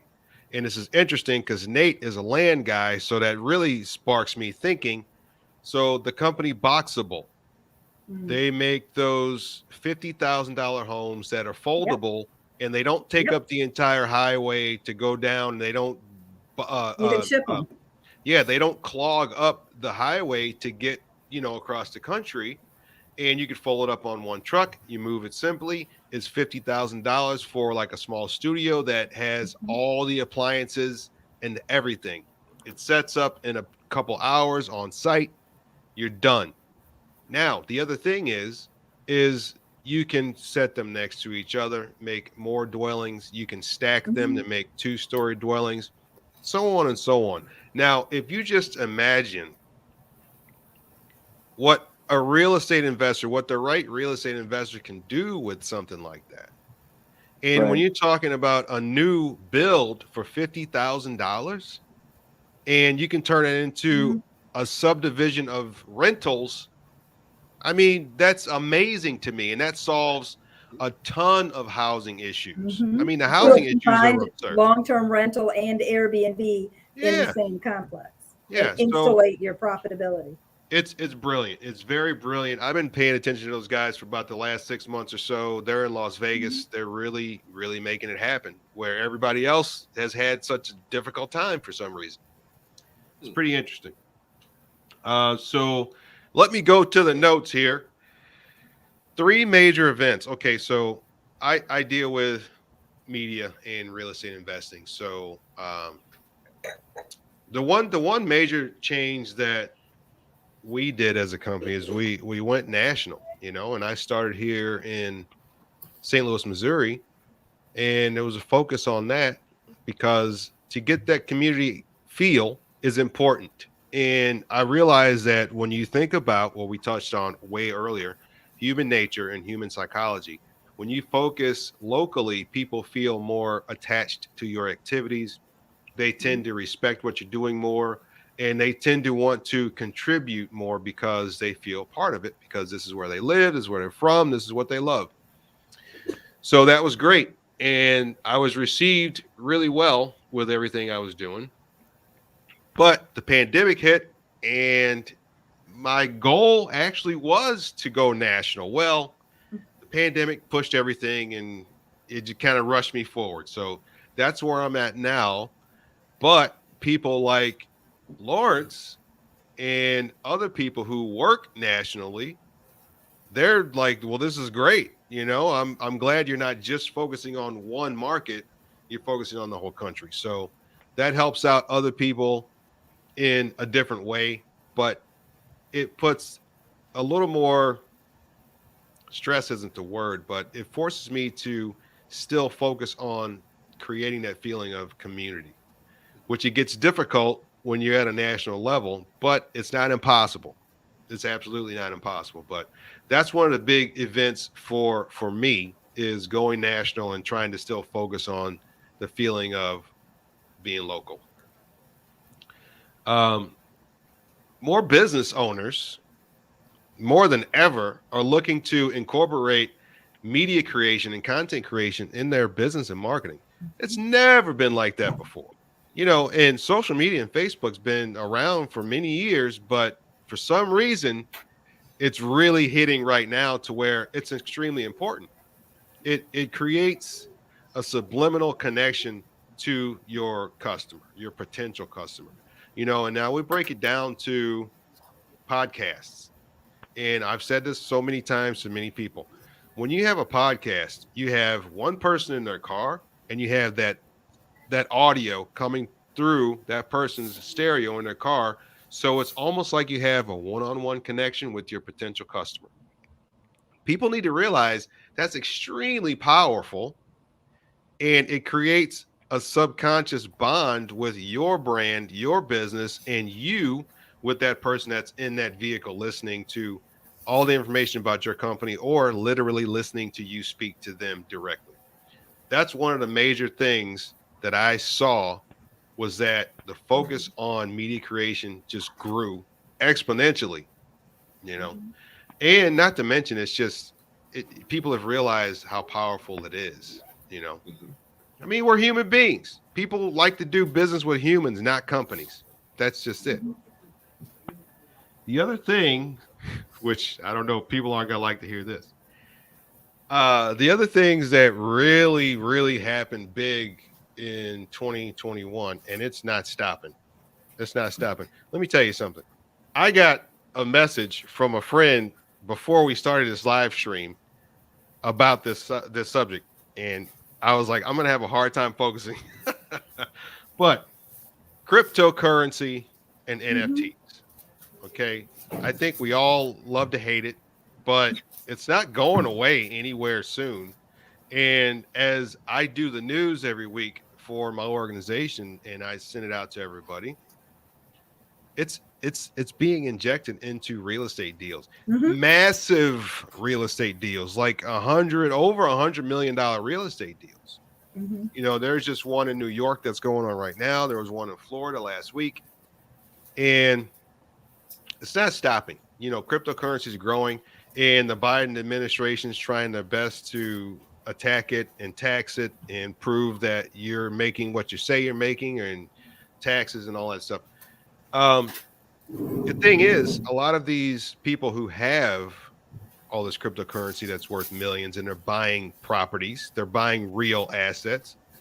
These people are cash poor like you wouldn't believe, you know, and they're just waking up. I mean, last week they had $2. This week they had $200 million and they're buying property. So that's one of the really major things. And the NFTs, the non-fungible tokens, that was a major difference too. And that plays in media creation, merchandise creation, and real estate as well. They're trying to attach non-fungible tokens to real estate properties. So whenever that real estate property gets resold, that original owner receives a commission perpetually. Wow.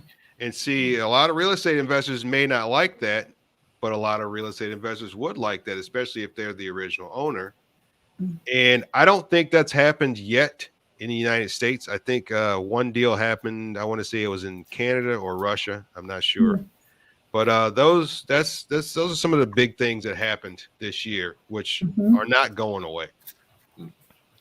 As far as coming trends, I see, like I said before, more businesses are moving towards media, content creation, because they're realizing how much easier and more powerfully they can connect with potential clients, you know, because it creates a human connection at scale.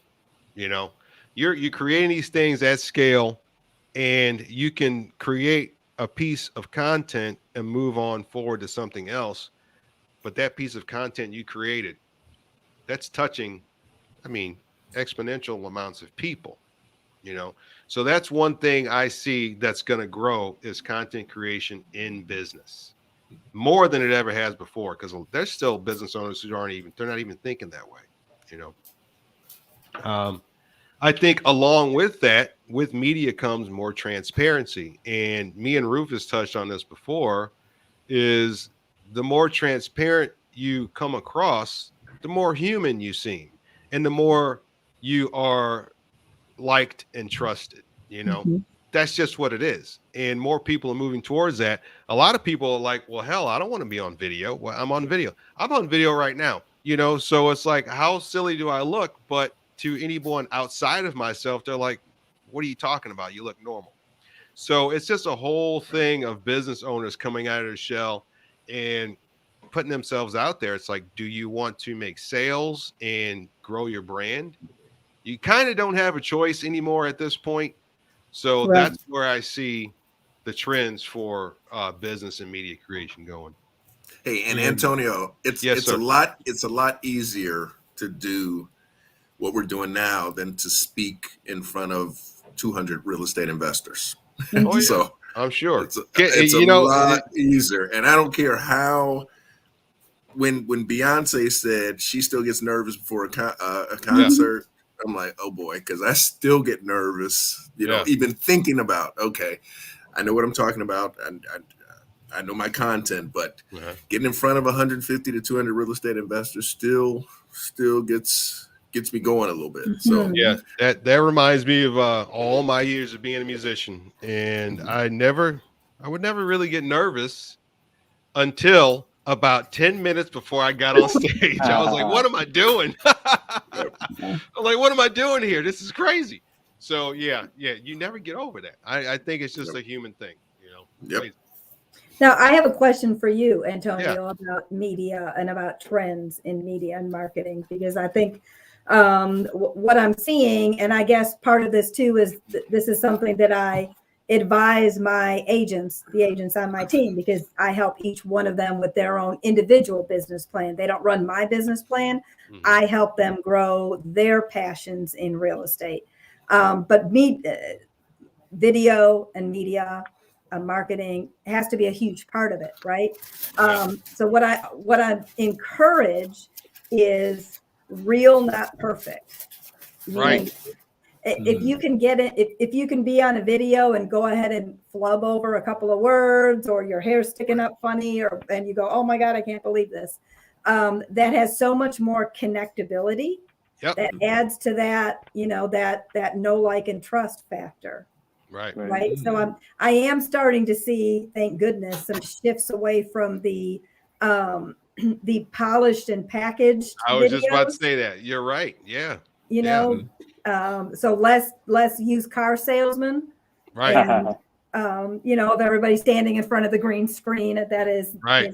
Like in the real estate, it's a green screen, and they put like the perfect kitchen house in the background, right? And everybody stands. We all stand like holding, I don't know why, holding your jackets is like, or the folded. Right. Whoever started those things, I don't know.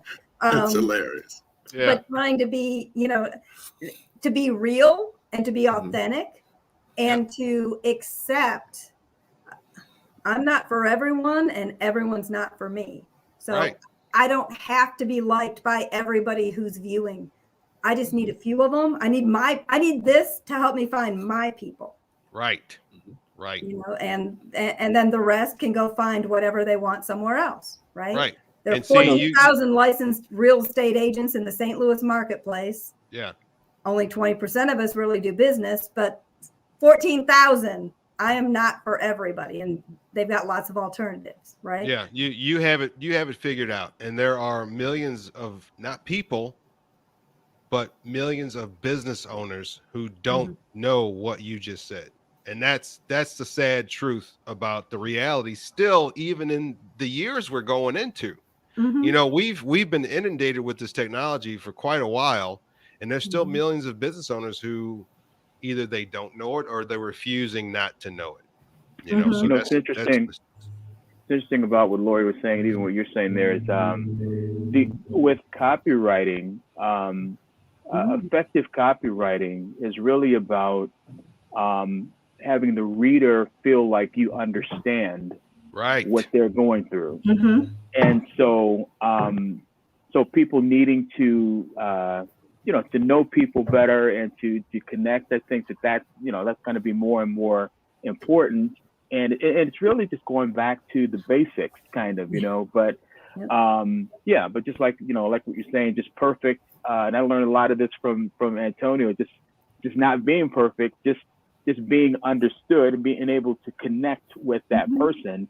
And that goes right along with what effective advertising is. It's just writing in a way and communicating in a way that people feel like, wow, this guy really understands. He's holding his coat, holding my coat like I hold my coat, or he's doing this like I do it. Yeah, exactly. So like we can connect. So yes, I think that's gonna be important. Yeah. Yep. That's it. So the last trend that I have, let's see.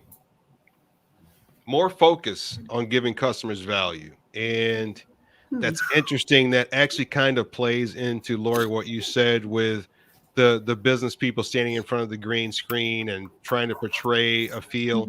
The thing is, if you focus on not being like that and you focus on what you can do for your clients, they're not going to leave you. They're going to be like, this person actually cares about helping me with my issues. Right. So why would I deviate away from this type of business? I'm going to stick with them because they're going to help me make more money, or they're going to help me solve my problems. And I think that's going to be a much more increased focus on activity like that, more than ever before. And I think it does feed into, you're going to like this, it does feed into the whole laws of attraction thing as well, that the more that you are putting yourself out and giving first and offering advice and offering help. I do tons of consultations about properties or about with investors. I have no idea where or how I will ever personally make money in whatever it is that I'm consulting about, right? Right. But I do know that doing that and sharing and helping, somewhere it comes back. You know, it all does come back. So helping somebody with a question about a lease that they were having some issues with 2 years ago led to a $500,000 listing for me this week. Because Wow, nice. I helped, because I helped somebody and her boss needs to sell this property. So ever since then, she follows my stuff and she's like, "You're the only person I thought of." And this guy is also an investor who is being bought out by his company. So he's suddenly going to have $1.5 million, loose money that he needs to invest in things. So not only am I selling that listing, I'll be helping him with those projects as well. All because somebody said, "I don't understand these paragraphs on my lease. Can you help me understand it?" Right. And real quick, as far as value too, it's the dirty little secret that new real estate investors don't understand is you get money from anywhere. I mean, the money is the most available now than it's ever been. There's hard money lenders, there's private lenders, and what I've always tried to provide my clients is value, some kind of value add, and a lot of it has to do with just my time being accessible, because most real estate investors they still work 9 to 5, Monday through Friday. They're still going to their jobs. So I can't not be available to them after 5, on weekends, on holidays. When my wife and I, we have a date night, sometimes at 10:30 at night, I have to answer this phone call, because it's about value. It's about that value add. I'm so sorry I called you. No. Right. And that's a perfect point. I have to provide more value than the next guy, because money is so readily available. Now, I love the fact when I'm competing against other lenders in my own market, because in my opinion, we're working together, because we're helping to build the community that I love here in St. Louis. So if I don't, and every loan, I can't fund every loan.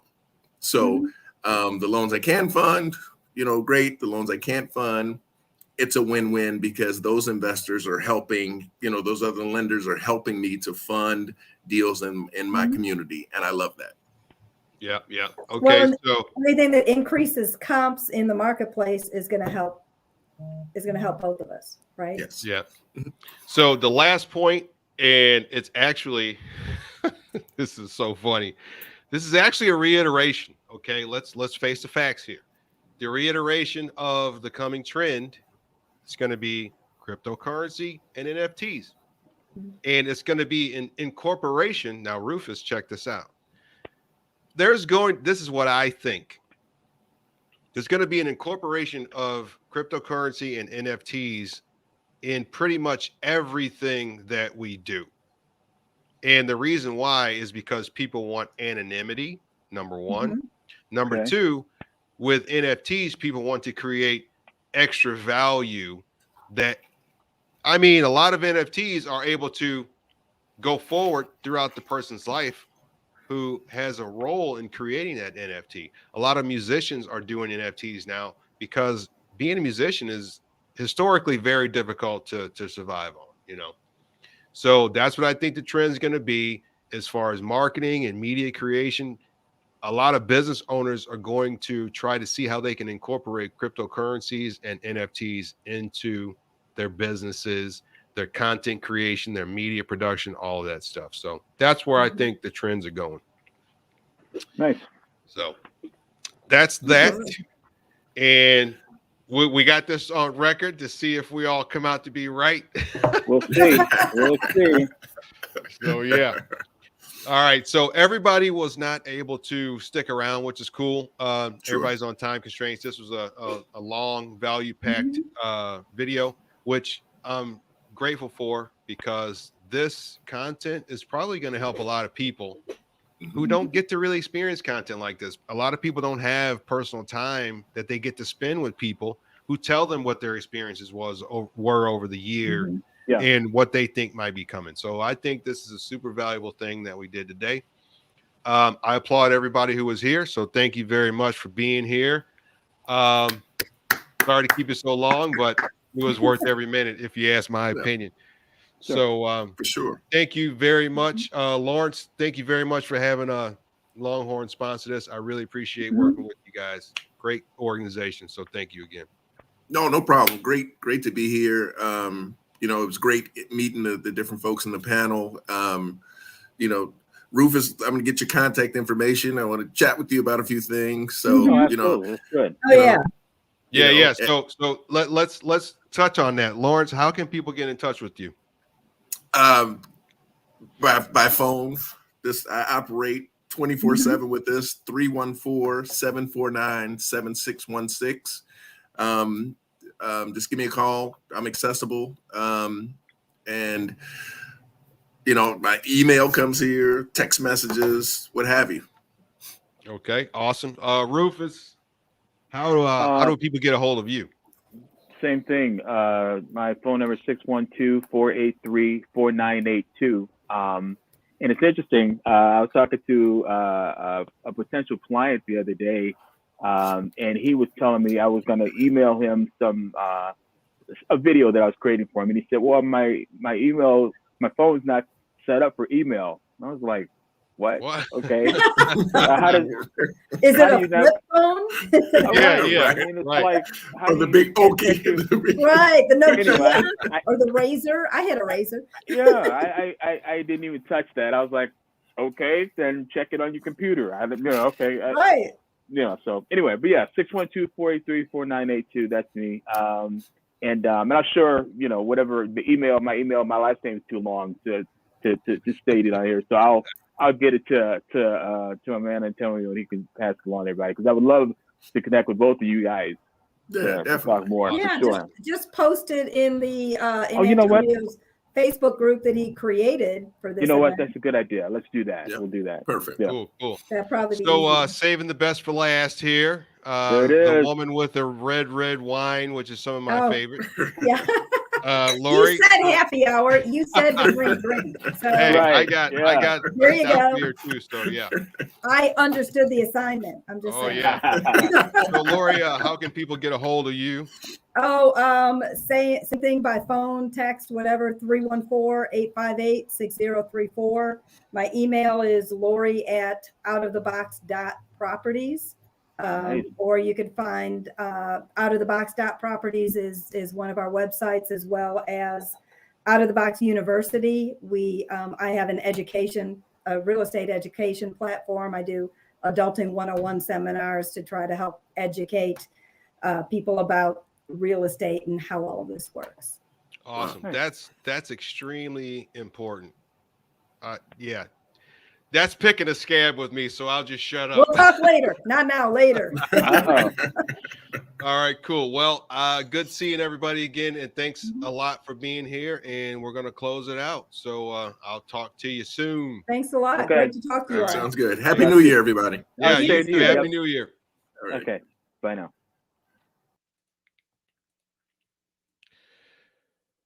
All right. Okay. So I'm the last one here. That was super cool, mind-blowing, in depth. I appreciate every minute of that session. I hope you enjoyed it. This is super weird because I've never done a live stream before, but it was a lot of fun. There's going to be more of these. There's going to be more of these every year. I should be doing this every year. We need to do this every year because a lot of people don't know a lot of things about how they can make themselves better financially, financial literacy, all of that stuff. So it's good to actually hear the things from individuals, and you kind of get a little personal time from them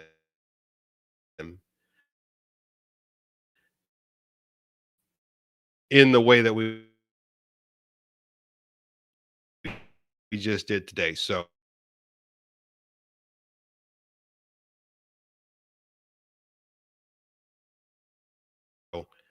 here, I'm Antonio Holman, United States Real Estate Investor.com, if you want to learn more about everything we're doing. Thanks a lot. Have a great night.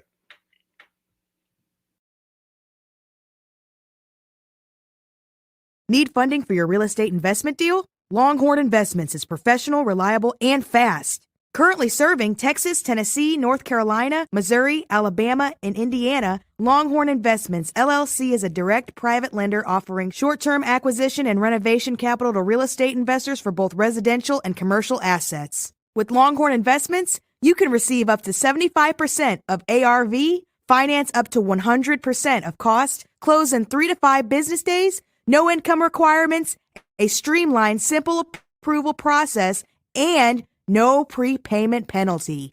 Formed in 2008, Longhorn Investments has funded over 4,000 loans since its inception and includes complementary businesses, including a title company and real estate law practice. Longhorn's wealth of experience puts them in the unique position of being able to help investors throughout all aspects of each transaction. To get started today and see why Longhorn Investments is the superior lending experience, call and speak to Lawrence Hopkins at 314-749-7616. That's 314-749-7616. Or visit Longhorn Investments at longhorninvestments.com. Longhorn Investments. Hard money lending simplified. Universe. Media. Network. Network. Network.